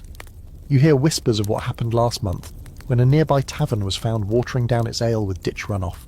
The taster slapped them with a hefty fine, and publicly declared the brewer a man of weak barley and weaker morals. He also, for dramatic effect, spat the sample onto the tavern floor and refused to let anyone mop it up for a week. Let it remind them, he'd said, before storming out in a cloud of self-importance and ale vapour. But tasters aren't just about taste. They're tied to a whole framework of local ale laws, regulations passed down by borough councils, guilds, and sometimes just made up by whoever's loudest at the town meeting. You can't brew too strong without a licence. You can't sell ale that's too weak, too warm or too cloudy, unless you're in a village where cloudiness is considered a sign of freshness, in which case clarity is a crime. It's confusing, it's contradictory, and it's absolutely enforced with the kind of zeal usually reserved for religious doctrine or sheep theft. That's why ale barrels are often marked with chalk symbols. A crude star for strong, a line for weak. a symbol resembling a coiled snake for don't ask, just drink. If the ale taster finds a mismatch between symbol and strength, you could lose more than your reputation. You could lose your livelihood. One table over, a man in a brewer's apron tells a story about a taster who demanded that every new barrel be blessed with a chant. Said it helped his digestion, the man snorts. What it helped was his ability to drink 20 mugs and still walk home. You also hear that some tasters carry small slivers of silver or lead, which they dip into the ale to detect poisonous herbs or dodgy additives. If the metal tarnishes, the ale's condemned. You look at your own mug and briefly wonder how many untested brews have passed your lips tonight. Too late now, but not all brewers fear the taster. Some court his favour, gifts, flattery, free drinks for his travelling companions. If he likes your ale, he might spread the word to pilgrims, merchants, even the local reeve. That means more traffic, more coin and more power. Ale isn't just a drink, it's a status symbol, a currency of taste and trust. The taster now snores softly by the fire, a dribble of ale glistening in his beard. Someone covers him with a dog blanket. He's done his rounds. Justice, such as it is, has been served. You think back on how different this is from modern inspections. No lab coats, no clipboards, no safety certifications, just a man, a spoonball, and the weight of local tradition. But somehow it works. Or at least it doesn't collapse into total disaster more often than it already does. And as you sip what remains in your mug, a rich, earthy brew with a hint of something herbal, you find yourself grateful for the brief reassurance that someone, somewhere, has tasted this and said, yes, this won't kill you, probably. It's not exactly a glowing Yelp review, but it's enough. You wake up with a dried pea stuck to your cheek, your tongue feeling like it's been used to clean old boots, and a vague recollection of singing a duet with someone's goose. The tavern is quieter now, but not asleep. A few fires still crackle, a couple of diehards are snoring under tables. Someone's softly playing a melody on a broken harp, which sounds mostly like distant weeping. And you're discovering what it means to have a medieval hangover. There's no aspirin here, no vitamin water, no greasy diner breakfast where the server calls you honey and pretends not to judge. There's just you, your dried pea, the remains of stale bread on a plate beside you, and the overwhelming sensation that your skull has been borrowed, dented, and poorly reassembled. You sit up slowly, very slowly, your back protests. Your joints feel medieval in the worst sense. Your brain is a small, unhappy bird flapping around behind your eyes. And worst of all, someone nearby is chewing loudly. On purpose, with open mouth movements like a cow who's never heard of manners. It's enough to make you question every decision you've ever made, starting with stepping into this tavern. Hangovers in the Middle Ages aren't considered abnormal or even particularly concerning. They're just part of the natural consequence cycle. You drink, you wake up miserable, you blame the moon, your neighbour, or perhaps a hex, and then you do it all again the next night. You try to stand, your knees disagree, you remain seated. Someone notices your struggle and slides over a mug of something warm and thick. Morning broth, they grunt. It's brownish, smells of turnip and sorrow, and has a thin, oily sheen across the top. You take a tentative sip. It tastes like water that's argued with meat but didn't quite win. Still, it warms your belly and helps your stomach decide not to eject itself from your body just yet. In medieval taverns, hangover cures are equal parts superstition, guesswork, and sheer desperation. One man swears by raw eggs in sour ale. Another recommends chewing on dried mint leaves while chanting a hymn backward. A woman with extremely focused eyes insists that rubbing a dead mole against your temple will chase away the drink demon. You smile politely and turn down her offer of a spare mole. The most common remedy? More ale. Hair of the dog, they call it. But here, it's less a folk saying and more a survival tactic. Many patrons don't so much recover from drinking as glide seamlessly from last night's buzz into this morning's redrunk. You spot a man who's been unconscious for at least an hour, suddenly rise like a creaky zombie, grab a jug, take a deep swig and sit back down with a satisfied grunt. His wife, seated beside him, continues knitting like this is entirely normal. You get up and stumble toward the hearth, hoping heat will bring clarity. Instead, you step in something that squelches and squishes. You freeze. You don't look down, you move on. You pass a man holding his head and whispering prayers. He opens one eye and says, "Too many jugs, not enough saints." You nod like this is deeply profound. Maybe it is, maybe everything is in this state. The barmaid, now much less amused than she was last night, is dragging buckets of water across the floor and occasionally slapping a mop at something unmentionable. She glares at the passed-out friar in the corner and mutters something about pious pigs. No one corrects her. You ask about remedies. She snorts. Sleep, bread, and if you can find one, an honest apothecary. She tosses you a small loaf that's hard enough to double as a weapon. You nibble at it anyway, wondering if medieval dentistry was just praying the bread softened before your teeth cracked. An old woman seated near the fire claims she has a cure-all tonic. She pulls out a flask and tells you it's made of rosemary, vinegar, boiled garlic, and a dash of crushed oyster shell. You take one whiff and nearly pass out again. She grins and drinks it herself without flinching. You begin to suspect she's immortal. You spot a younger lad trying to impress a cluster of listeners with his own hangover cure. Let a chicken peck your toes while you hum a drinking song. One man asks, deadpan, which song? They argue for 10 minutes.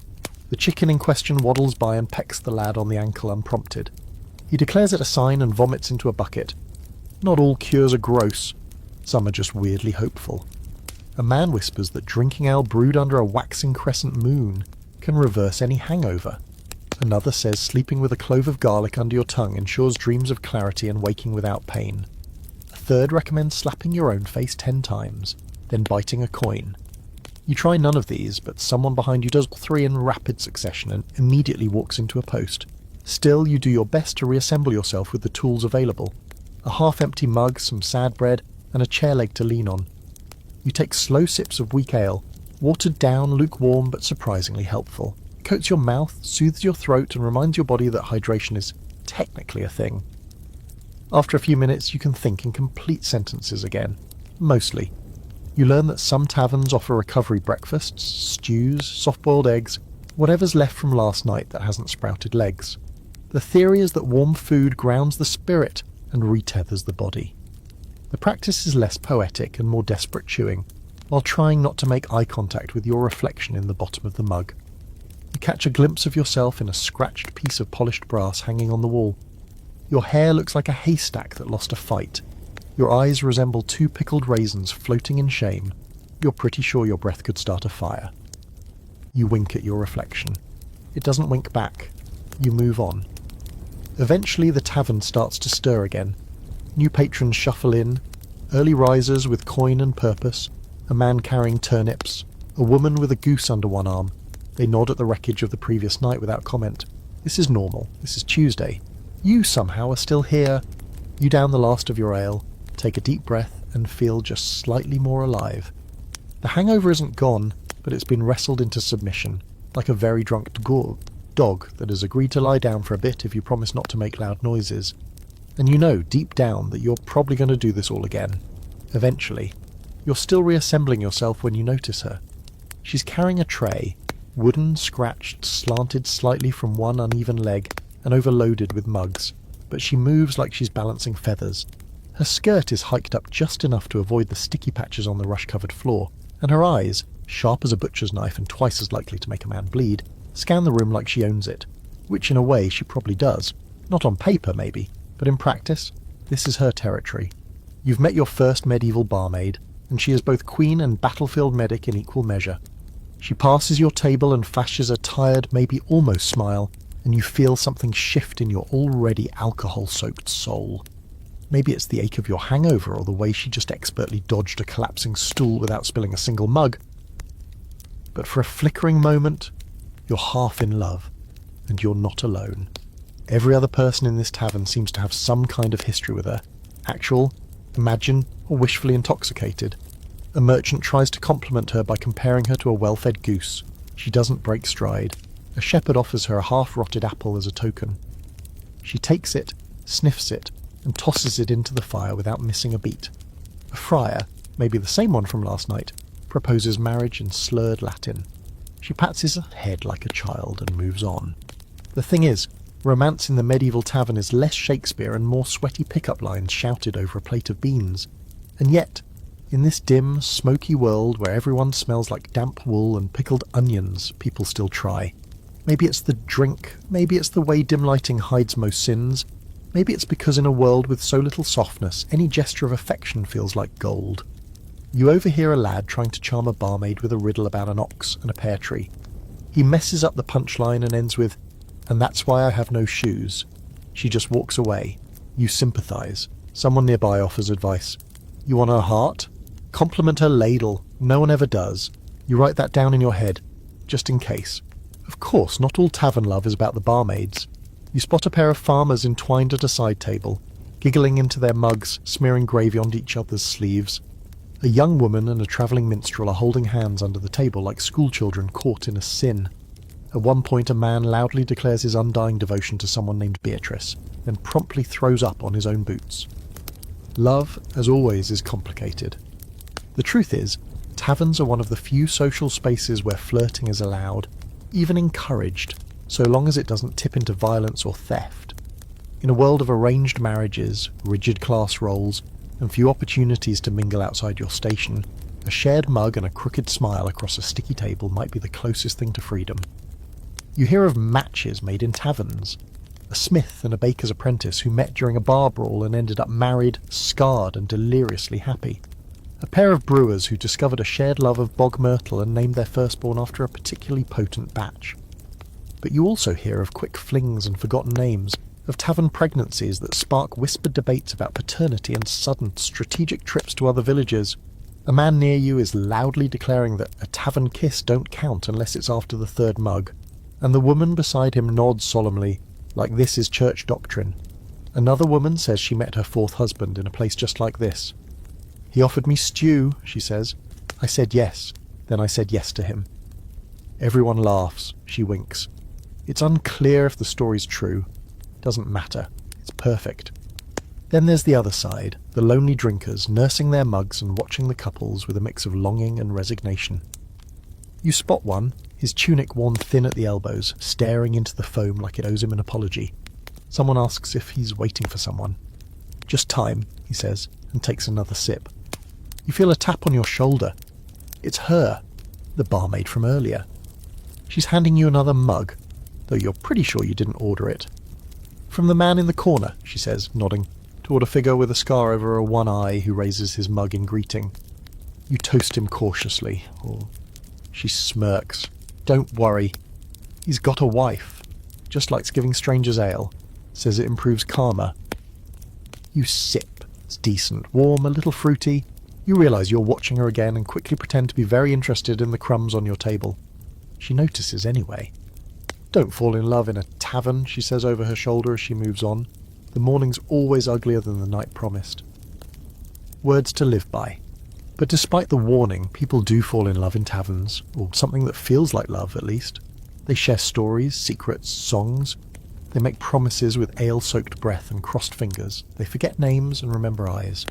And sometimes, just sometimes, it lasts. You hear tales of courtships born over spilled mugs and shared hangovers, of lords marrying commoners they met in roadside inns, of nobles who ran away with barmaids, choosing love over land. The romantic in you wants to believe those stories. The realist notes that those stories often end in exile, scandal, or very swift annulment. Still, you can't help but feel the charm of it all. The crackling fire, the shared warmth, the stolen glances through mug steam and half-drunken haze. The fact that for one night, in this little bubble of warmth and music, you're not alone. You're part of the strange boozy pulse of medieval life. And maybe, just maybe, if you don't screw it up, she'll remember your name tomorrow. Or at least your face, or at least that you didn't vomit on the floor. And really, in a place like this, that's as good a start as any. Sometime around what must be the deepest part of the night, when the fire has burned low and the air in the tavern feels like soup made of sweat and barley, you feel a tap on your shoulder. It's not the gentle kind, it's the kind that says, you're about to be involved in something you definitely don't want to be involved in. You turn slowly and find two grim-faced men standing behind you, both of them holding wooden poles with iron loops on the ends. One is chewing a root, the other is already frowning in your general direction. "You there," says the frowner. "We've had reports of loud singing, public wobbling, and disgraceful use of a chamber pot." You blink. You try to blink again, just in case it helps. "I don't think that was me," you offer weakly. "I'm barely able to hum." He squints at you. You're wearing one boot and holding a ladle. You look down, you are in fact wearing one boot and holding what appears to be someone's soup ladle. You have no memory of either decision. Thus begins your brief but unforgettable brush with medieval public shaming. The men are part of the watch, not quite police, not quite bouncers, but somewhere in between. Towns and villages assign these men to keep public order, especially around places that naturally spawn disorder. Places like this tavern. Their authority is a mix of actual law and just enough muscle to make people listen. They grab you gently but firmly under the arms and begin hauling you upright. "To the pillory with this one," says the root chewer. "He looks too cheerful." You protest, but it's too late. The tavern watches with vague interest. One man offers you a piece of bread. Another raises a mug and says, "You'll be fine. I spent 2 nights in the stocks for hiccuping at a nun." They drag you toward the back door, half in jest, half with real authority. Outside, the air hits you like cold soup. It's damp, it's dark, and the only light comes from a distant lantern and the faint glow of moonlight behind low clouds. You stumble forward on one boot. They lead you to a row of wooden posts along the tavern's rear wall, each fitted with iron shackles and stained from years of similar nights. You don't see a full pillory, thankfully, but what you do see is the drunk tank medieval style, a bench chained to a wall covered poorly with straw. They call it the drunkard's seat, also known locally as the perch, the idiot's bench, or more creatively, the fool's roost. You're pushed down onto it with a theatrical flourish and given a leather strap to hug in case the earth spins too fast. "You'll sit here," says Frowner, "until you can walk cerise and walk straight or deny everything convincingly."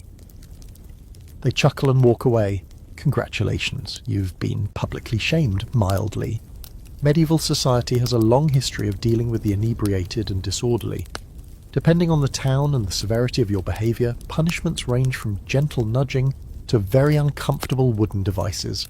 There's the cucking stool, a chair dunked into cold water, mostly reserved for scolds and public nuisances. There's the drunkard's cloak, a barrel with holes cut for arms and legs, worn like a shaming costume as you're paraded around the square. Then, of course, the stocks, where your ankles or wrists, or both, are locked in place for all to see, usually with someone's leftover onion thrown at your face. Thankfully, your offence seems to be on the mild side of disgrace. You hear one of the watchmen murmur, "He's barely talking to ghosts, he'll sleep it off." You sit in the straw, hugging your ladle, one boot on and the other somewhere in the world. The night air is sobering, not in a philosophical, life-changing way, just literally. It's cold and you start to feel each ache from your bones, each bruise from the bench, and each shameful inch of last night's mistakes creeping back into memory. Someone throws a blanket over you. You look up and it's the barmaid. Of course it is. "You were singing about turnips," she says, very earnestly. You groan. She drops a crust of bread in your lap. "Better than last week," she adds. "Last week someone tried to baptize the cat." She leaves before you can reply. You pick at the bread and look around. You're not the only one here. Down the row, another man snores loudly into a hay bale. A woman rests her head on her knees, muttering what sounds like a very specific curse aimed at someone named Gregory. A third figure, half covered in an old cloak, simply rocks back and forth, whispering a song that might have once been a lullaby or a threat. Hard to say. You realise the bench isn't about punishment, it's about containment, a way to stop the party before it tips into chaos. If someone goes too far, they're pulled out, made an example of, and given a place to sit and think. Whether they actually think is another matter. For some it's just a pause, for others it's humiliation. If your friends walk by and see you, expect to hear about it for weeks. If your enemies walk by, well, hope you weren't wearing your nicest tunic. There's a story going around the tavern, someone tells it every week, about the time a local reeve got so drunk he arrested himself. Locked himself in the stocks, lost the key, and had to bribe a passing sheep herder to set him free. Justice, they call it. Ugly and symmetrical. You think about that as you chew your stale bread and fight sleep. Somewhere behind the tavern, the goat bleats mournfully. You consider bleating back. You don't. Eventually the tavern door creaks open. Frowner returns, checks your eyes, nods once. "Less wobble in the pupils," he says. "You'll live." He unlatches the chain and helps you up. You wobble. He doesn't notice. Inside, the warmth hits you again, muggy, smoky, and full of noise. You limp back to your bench and settle in, ladle still in hand. No one mocks you, no one even mentions it, because in the tavern, everyone ends up on the bench eventually. It's just a matter of time. The fire is low again, sputtering now and then like it's had enough of this night and everyone in it. You're slouched deep into your bench, still warm from your brief exile outside, nursing your third, I swear this is my last one mug, when the tavern door swings open with a gust of night air and a whole lot of noise.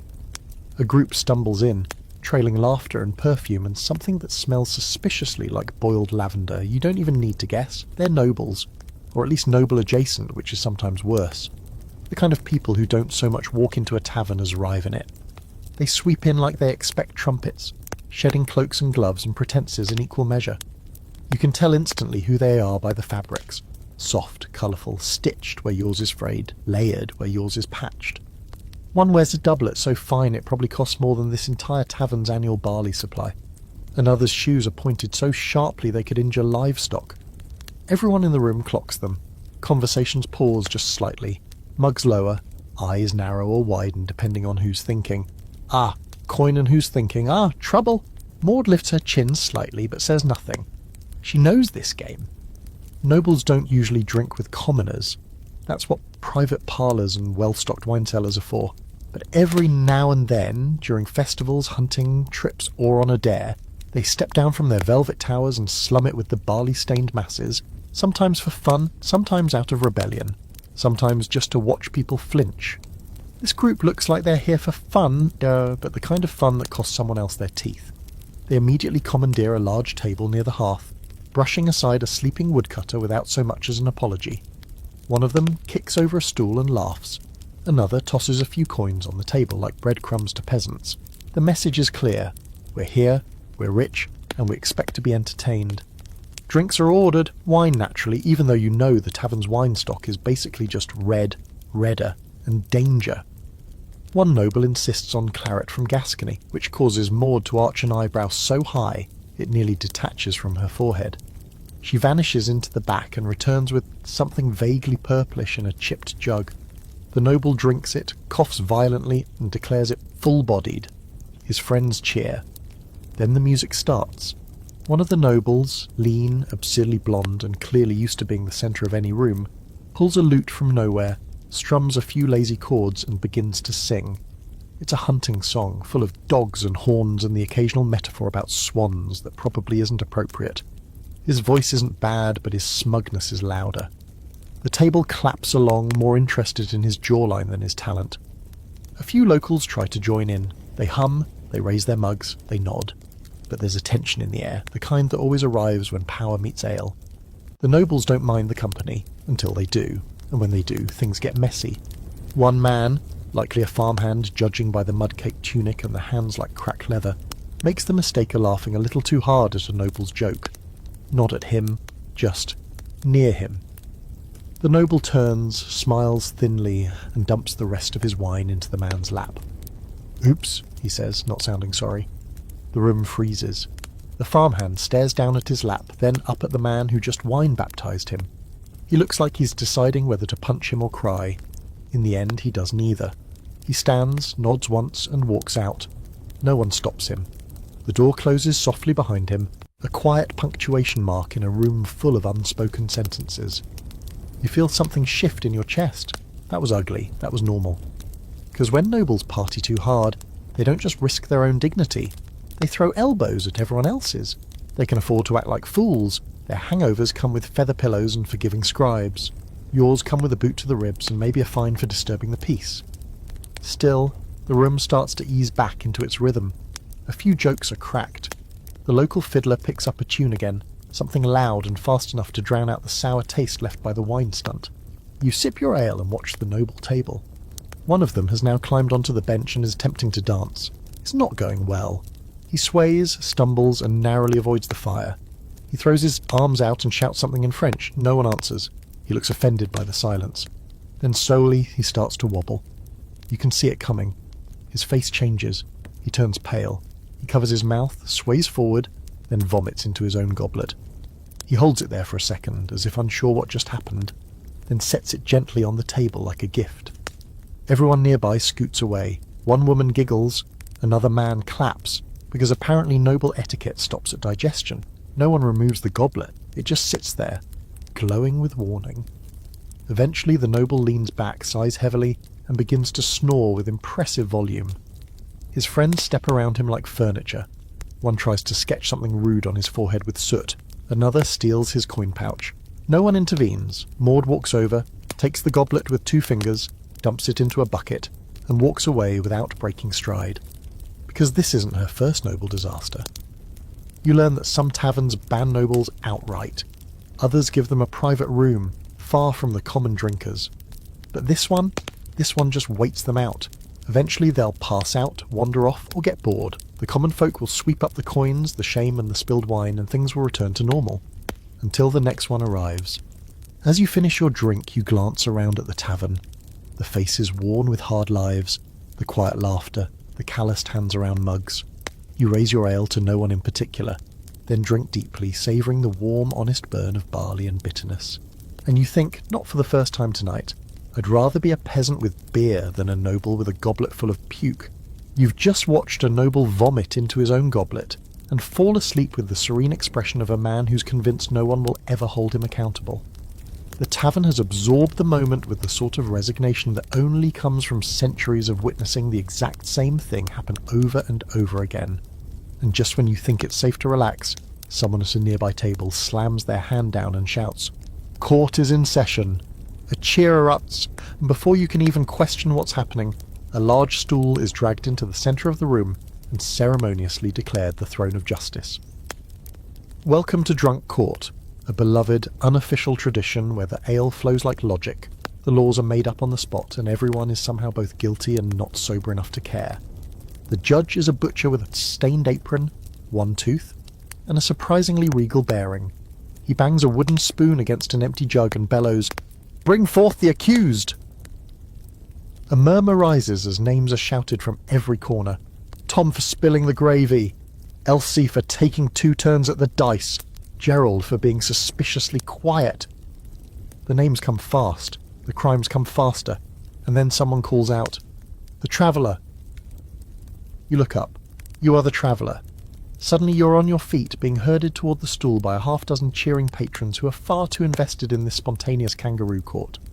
Someone tosses a cabbage in your direction as a sign of their encouragement or maybe ridicule. You sit down and glance around helplessly. There's no real escape, not unless you plan to crawl under a table and chew your way through the wall like a particularly desperate badger. The butcher judge squints at you. You stand accused of excessive blinking, awkward posture, and he sniffs the air theatrically. Abuse of fermented grain. How do you plead? "Drunk," you say honestly. "Guilty," the room roars. The trial begins. A prosecutor steps forward. A woman in a flower-covered dress with wild hair and a grin that could curdle cream. She begins listing off invented crimes with the flair of a street performer. "He drank more than he paid. He took the last piece of bread. He winked at the barmaid and she didn't wink back." You open your mouth to protest. She interrupts with, "Objection!" The judge overrules. You're not sure how that works, but you go along with it. Then comes your defence, assigned on the spot. A drunk man named Walter, who has no idea who you are and can't pronounce your name, but is very confident in your innocence. "This fine, human," he declares, gesturing broadly in your direction, "has harmed no one, except maybe that goat outside, and that was consensual." Everyone nods solemnly. You hope he's joking. As absurd as it seems, this whole performance is strangely coherent. Mock trials like this are an old tavern tradition in many parts of medieval Europe. An improvised social court that keeps the mood light and gives people a chance to poke fun at each other without resorting to fists. Instead of punishment, there's laughter. Instead of verdicts, there are toasts. Unless you lose badly. Your witnesses are brought forward, mostly people who claim you spilled something on them, looked at them funny, or stole their seat. One man swears you sang off key. Another accuses you of smiling like you're up to something. The judge considers these testimonies while sipping from a large mug labelled "Court Evidence." Then the jury is consulted. A random group of 6, all visibly inebriated, cast their votes by tossing bits of bread into a bowl. Crust up for innocent, crust down for guilty. There are no rules to this, just ritual. The verdict, guilty. Of course. The punishment? Dramatic death. A cheer goes up as the judge reaches behind the bar and produces a wooden sword. You're instructed to stand, place one hand over your heart, and look very sorry. The prosecutor raises a mug and says, "May this be a lesson to all who drink without honour." The judge raises the sword, sways a little, and then gently taps you on the shoulder with it 3 times before yelling, "Slain!" You fall to the floor as dramatically as you can manage without vomiting. Someone throws a cloak over you.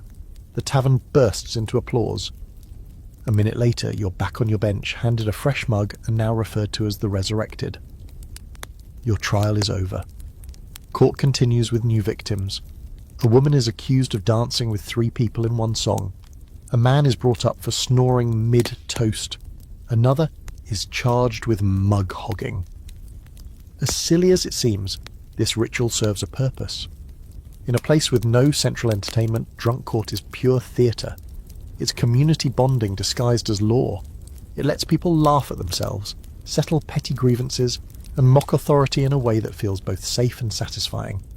Even the tavern staff seems relieved by the break from real arguments and the more dangerous kind of brawling. Sometimes actual justice gets tangled in the nonsense. You hear about a tavern up north where the local reeve used mock trials to gauge whether people were harbouring grudges. Another story tells of a landless knight who was once convicted of being too handsome and ordered to give a kiss to every woman in the tavern. He died smiling, someone claims. No one questions it. And every now and then someone takes it too seriously. You catch a sharp exchange between 2 men when one is found guilty of treasonous whistling. Apparently it wasn't a joke to him. Maud appears just in time, slams a jug on the table and declares the verdict void due to excessive whining. A new trial starts 5 minutes later, with a dog as the defendant. No one objects, the dog wins. As the night deepens and the mock trials wind down, you sip your ale and realise something remarkable. Drunk court works. It keeps the peace, it diffuses tension, and it gives everyone a role to play, even if that role is witness to the crime of having an ugly hat. You survived your sentence with your dignity mostly intact, and in this tavern, that makes you practically nobility. You're halfway through another mug, one that tastes vaguely of pine needles and regret, when a man sits beside you who is clearly unmistakably trouble. His boots are too quiet, his cloak too nondescript, and his eyes scan the room like he's cataloguing weaknesses. He doesn't introduce himself. He doesn't need to. The tavern, suddenly a little colder, seems to acknowledge him with a collective flinch.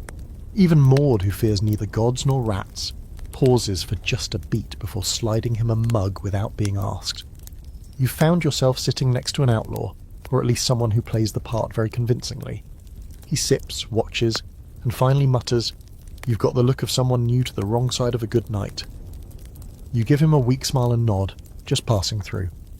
"That's what they all say," he says, with the faintest smile of someone who's heard it from both travellers and bounty hunters.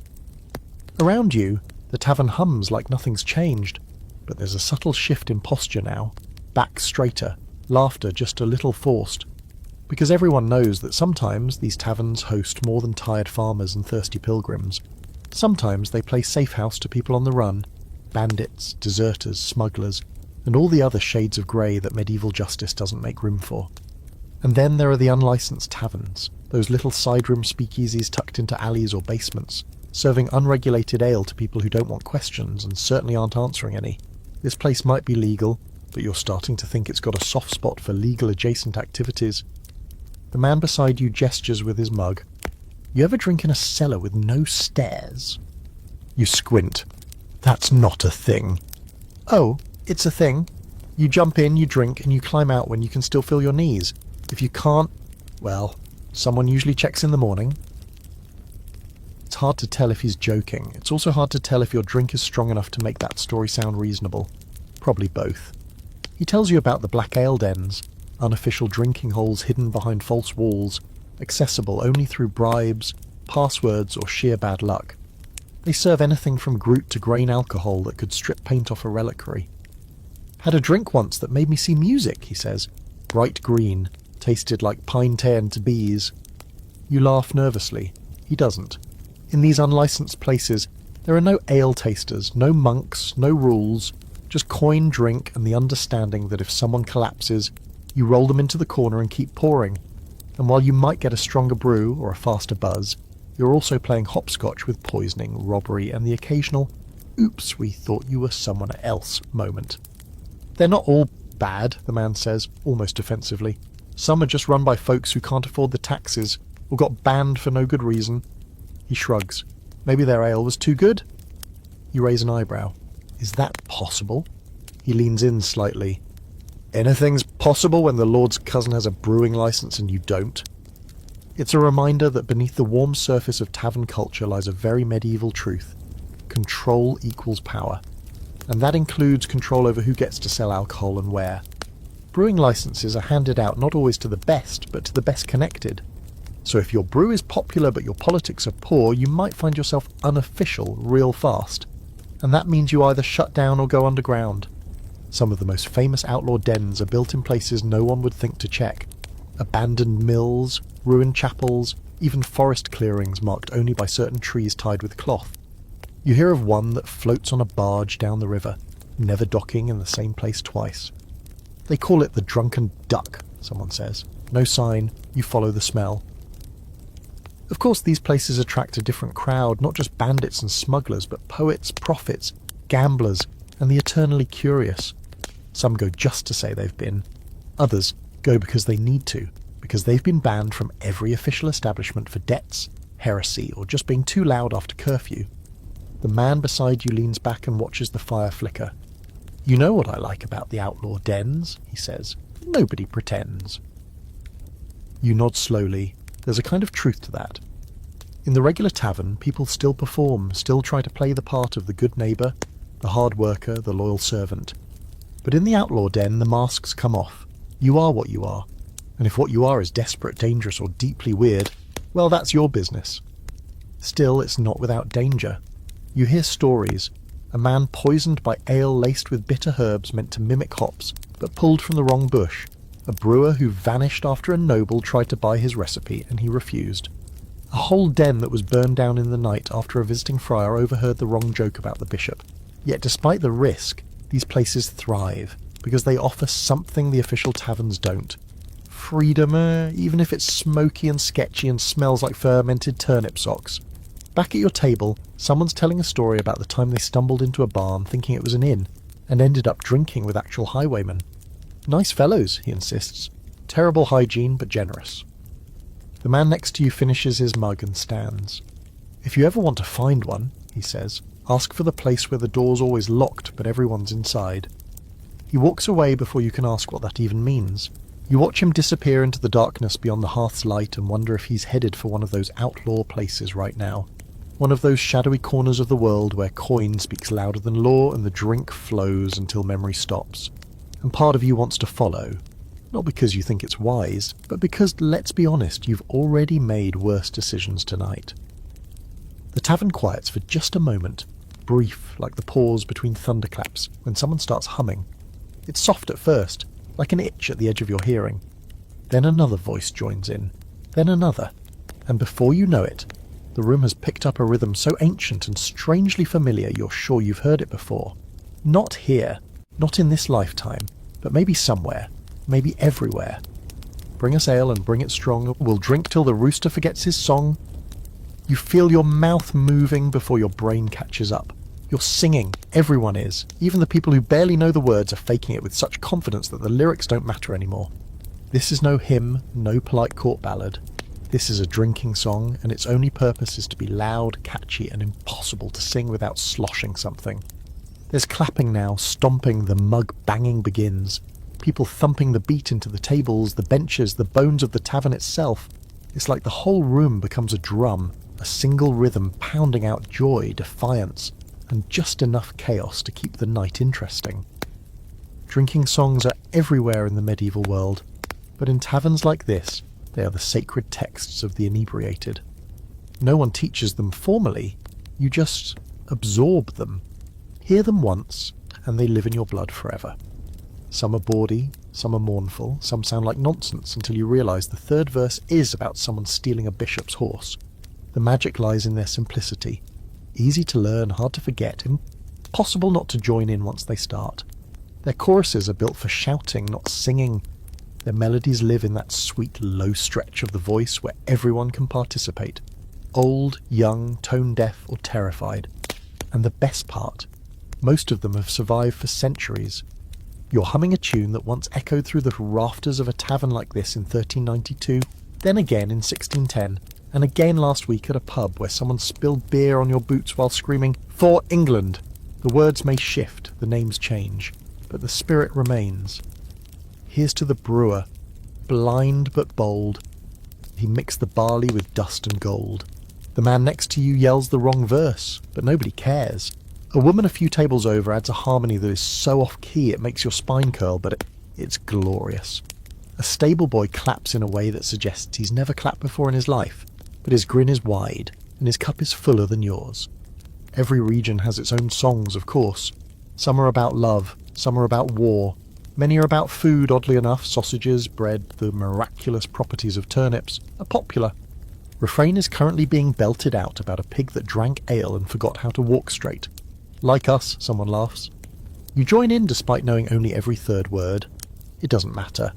One man shouts that he knows a French tavern song, half the room boos, half the room cheers. He launches into it anyway. It's fast, has too many vowels, and it involves questionable gestures. But by the end of it, the entire room is chanting the last line like they were born doing it. Drinking songs carry history in their bones. They tell you who was fighting, who was hungry, who was in love, and who absolutely should not have been near livestock. Scholars have traced some back to Viking halls, Roman military camps, and ancient fertility festivals that probably ended in nudity and questionable herbal decisions. And here you are, in a medieval tavern, continuing the tradition. Your voice is hoarse, your mug is dangerously low, and someone near you is attempting to harmonise while standing on a stool that clearly doesn't support that level of confidence. They fall halfway through the chorus. Laughter erupts. The song doesn't stop. It never does. Then comes the one everyone's been waiting for. A hush falls, just for a second. A single voice starts the opening line. "Oh, roll the barrel down the hill." And immediately chaos. Everyone knows it. Everyone loves it. It's the medieval version of a greatest hit, a certified banger passed from tavern to tavern like sacred fire. It tells the tale of a travelling brewer, 3 barrels of ale, and one very amorous donkey. The details are fuzzy, possibly criminal, but the chorus is legendary. You belt it out like your life depends on it. Some people leap up, spinning each other in a lurching ale-fueled dance that knocks over 2 stools and one very surprised cat. Someone bangs a drum they didn't have 5 minutes ago. You think someone's playing the jawbone of an animal. It's unclear what species. Doesn't matter. It slaps. Songs like these are a release. A way to shout out what you can't say sober. A way to make noise together. Be together. Even if your only shared language is drink, drink, drink. No one is a stranger during the chorus. No one is unloved if they're clapping on the beat. Even the most standoffish noble from earlier is mouthing the words like he doesn't want anyone to see he knows them.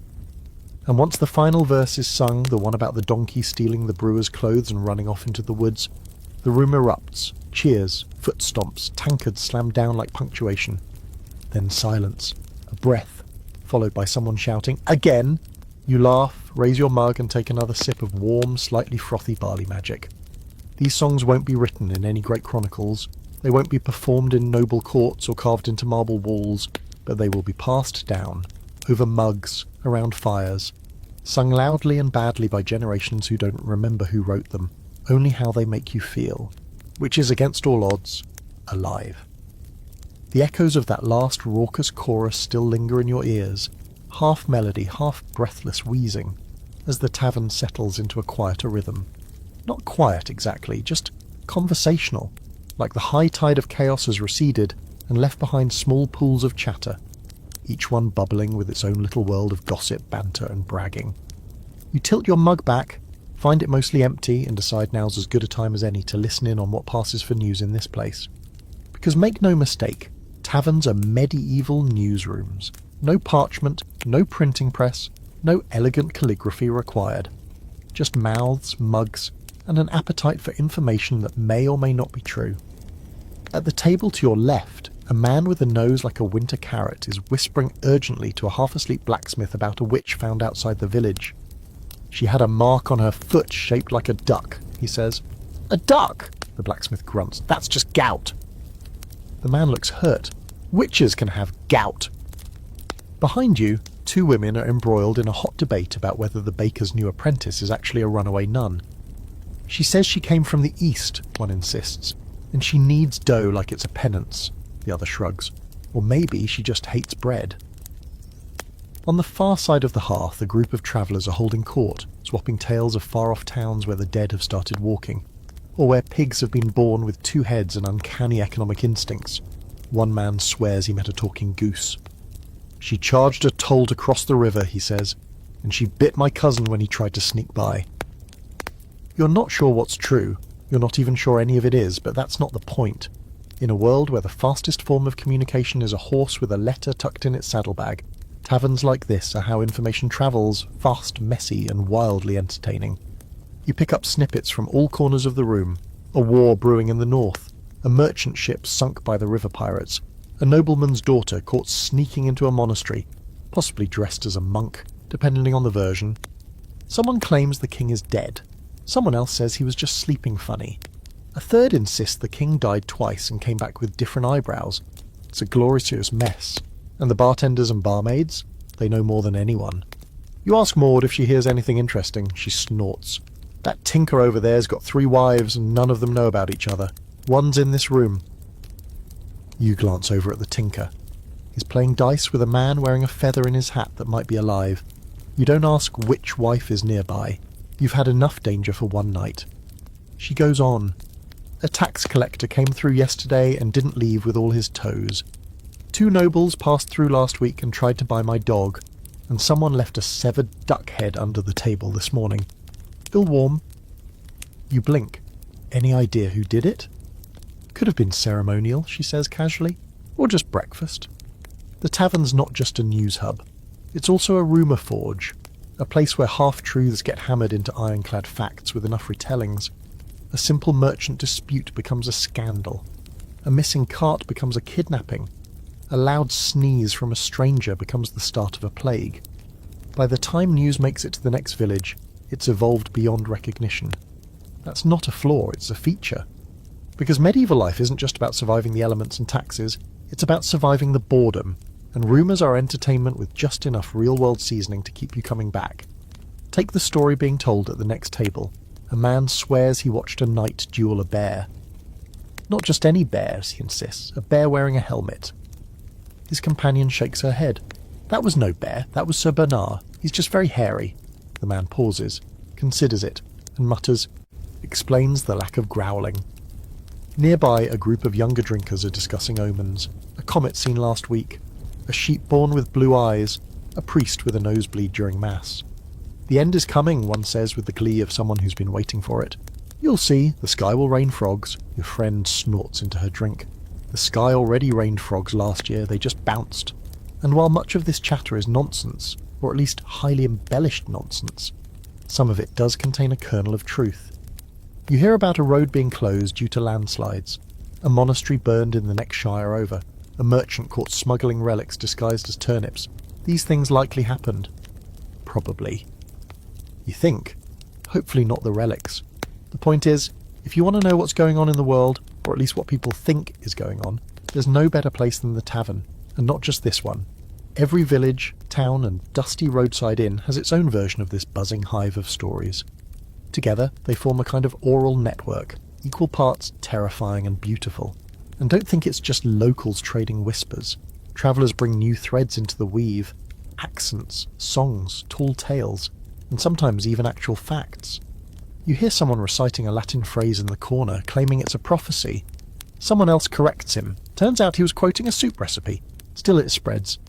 You hear about people who travel tavern to tavern not for food or coin, but just to collect stories. Law chasers, someone calls them, walk in parchment.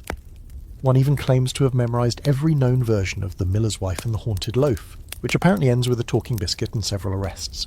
And in this warm pocket of flickering candlelight and clinking mugs, you realise that even in a world without headlines or hashtags, people are still connected by the stories they share over drinks. It's messy, it's inconsistent, and it's perfect. So when someone turns to you and says, "Heard anything good lately?" you smile, sip your ale and lean in. Because tonight, you're not just drinking, you're part of the news. It's late now, so late that even the shadows seem tired. The fire's burned low, the embers crackling like old bones in the grate. Most of the wild ones have either staggered home or passed out under tables, and even Maud is moving slow behind the bar, wiping down mugs that don't need it just to keep her hands busy. The tavern has thinned out. What remains is a quiet hum, the tail end of a storm, the warm fog of a room that's just barely still awake. You're still upright, somehow. One boot off, your head resting on your palm, a mug half full of something lukewarm and suspicious. And that's when the voice comes. Calm, stern. No room for debate. "All right," says Maud. "That's it." No dramatic speech, no clanging bell or ceremonial closing hymn. Just a flat declaration that closing time has arrived, and the party, whatever was left of it, is over. A few people groan in protest. One man tries to start another song, but forgets the words halfway through the first line and falls asleep with his mouth open. A couple near the hearth continues to whisper, clearly hoping to outlast the shutdown. But Maud's already blowing out candles and muttering names like spells. She's not going to throw anyone out, not yet, but she's definitely encouraging departure via passive-aggressive dimming. You finish what's left in your mug, which might be ale, or might be water someone stored in a barley barrel. Either way, it tastes like end of night and regret. The warmth in the room starts to fade, not from the fire, but from the energy. You feel the hush settle in. A different kind of intimacy takes hold, less raucous, more fragile, the kind that only shows up when the music stops and people start remembering how tired they really are. A man across the room is mumbling apologies to someone who already left an hour ago. Another is trying to hug everyone in sight, including a coat rack. One woman just stares into her mug like it holds a prophecy she hasn't quite deciphered yet, and then comes the sweeping. That's the universal signal. When the tavern owner's son starts pushing a battered old broom across the floor, never looking directly at you, but always inching closer, it's time to go. No one likes to be the last to leave. That's when things get awkward. That's when you have to help stack the chairs or hear the owner's thoughts on taxes. You don't want that. So you stretch, groan and rise, slowly. Your knees creak like church doors. Your spine clicks into place like someone slapping shut a heavy book. You check your pockets. Half a crust of bread, one copper coin and a dried sprig of something that smells like time and bad decisions. No idea where you got it. You shuffle toward the door, but it's not a straight shot. Closing time in a medieval tavern means manoeuvring through the aftermath. Past bodies curled on benches, a man snoring into a puddle of mead, someone tangled in a fishing net, don't ask, and a large dog that definitely wasn't here earlier. He growls softly in his sleep. You tiptoe around him. At the door, Maud is pinning shut the ledger, muttering to herself. She catches your eye, nods once. Not a thank you, not exactly. More like, you didn't make a mess, so I tolerate your existence. High praise, really. You linger for just a moment. Not because you want to stay, your eyelids are made of lead and your feet feel like someone else's, but because leaving means re-entering the outside world. And right now, that world is dark, cold and unforgiving. In here, at least, you're surrounded by stale bread and poor life choices. Out there, it's just the moon and your own thoughts, not a comforting combo. Still, you push open the door. The air hits you like a bucket of pond water, wet, cold and oddly aggressive. The night is pitch black, lit only by the softest slice of moonlight and a few guttering torches stuck into the mud outside. The sky is low, clouded. The stars hiding like they've got better things to do. You step into the muck, your one remaining boot sinking with a quiet squelch. Behind you, the tavern door swings shut with a final thud, like the chapter's closed. And it has. Because taverns don't have encores, not the real ones. When it's over, it's over. You can't beg for one more song or plead for another round. The ale is locked away, the fire is sleeping, and the floor is being swept with a vengeance. Out here, the silence is complete. You hear your own breath, your own boots. Somewhere in the distance, an owl asks a question you don't have the answer to. A branch creaks, a wolf howls, or maybe it's a drunk noble trying to find his horse. You start walking, unsure where you're headed. Back to a rented cot, a barn, a pile of hay behind the chapel. You're not picky. At this hour, anything horizontal is a blessing. Behind you, the tavern sits quiet and still, like it never held a room full of shouting and dancing and spilled gravy. Tomorrow, the stools will be upright again. The fire will be lit. Someone will sweep out the bones and bread crusts and misplace a turnip. The cycle will start anew. But tonight it sleeps, and so finally will you. You don't quite remember how you got back. You remember the door shutting behind you, the crunch of frost on the ground, and the wind sneaking its fingers down your collar like a thief. You remember stumbling past the chapel with its crooked steeple, blinking up at stars that looked like candle stubs stuck in the ceiling of the world. You remember a dog barking, or maybe that was you. But somehow, miraculously, questionably, you end up in a bed of sorts. It's straw mostly, some wood, definitely something sticky. You're in a communal lodging house, the medieval equivalent of a no-star inn. 1 room, 3 dozen souls, and the smell of feet, aged like fine cheese. A low fire crackles in a hearth that's lost interest in heating anyone more than 3 feet away. Around you, figures wrapped in wool, linen, and desperation snore, mutter, or just stare into the middle distance, too tired to close their eyes. You ease yourself down, ignoring the crunch beneath you that might be an old turnip or someone's lost molar, and let out a long, slow breath. And just like that, it's done. The night, the long, spiralling, unpredictable night in that medieval tavern has ended. And as you lie there, blinking up at a ceiling, held together by soot, spiders, and optimism, your mind does what minds always do after a long drink. It replays everything. You remember your first steps into the tavern, wide-eyed and slightly damp from the road. The smell of smoke and yeast and wet wool hitting your face like a welcome and a warning all at once. You remember the first mug full of grit and promise, the food, brown, beige, and better than it looked.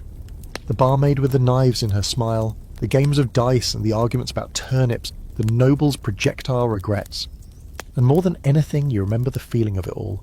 Raw, real, loud, human, messy in the best way. No pretension, no polish, just people with nothing in common but the shared decision to spend one more evening together, drowning their troubles in barley and bad decisions. Taverns in the medieval world weren't just places to drink, they were everything. They were community halls, dance floors, law courts, confessionals, theatres, and post offices rolled into one smoky, muddy, gloriously chaotic space. They were where you learned things, where you lost things, where you found things you never expected to care about. They were the pulse of the town. Each mug raised a heartbeat, each spilled drink a scar. And no matter where you came from, what you did, or how many coins you had in your purse, for a few hours in that low-ceilinged room, you were part of something. You were one of them. Of course, the hangover will follow. Maybe not just in your head, but in your knees, your spine, your soul. You'll wake up with your tongue glued to your teeth and a vague sense of regret shaped like a goose. But you'll also wake up with stories. Stories of the ale taster who sniffed your mug like a hound judging some soup. Of the mock trial where you were executed for excessive blinking. Of the barmaid who knew every secret before you even opened your mouth. Of the outlaw with the laugh like gravel and the rumour network that spun the night into legend. Because you didn't just visit a medieval tavern. You lived it. You drank its ale. You danced on its dirt, you told its lies and sang its songs. And now, here in the quiet aftermath, you're part of its history.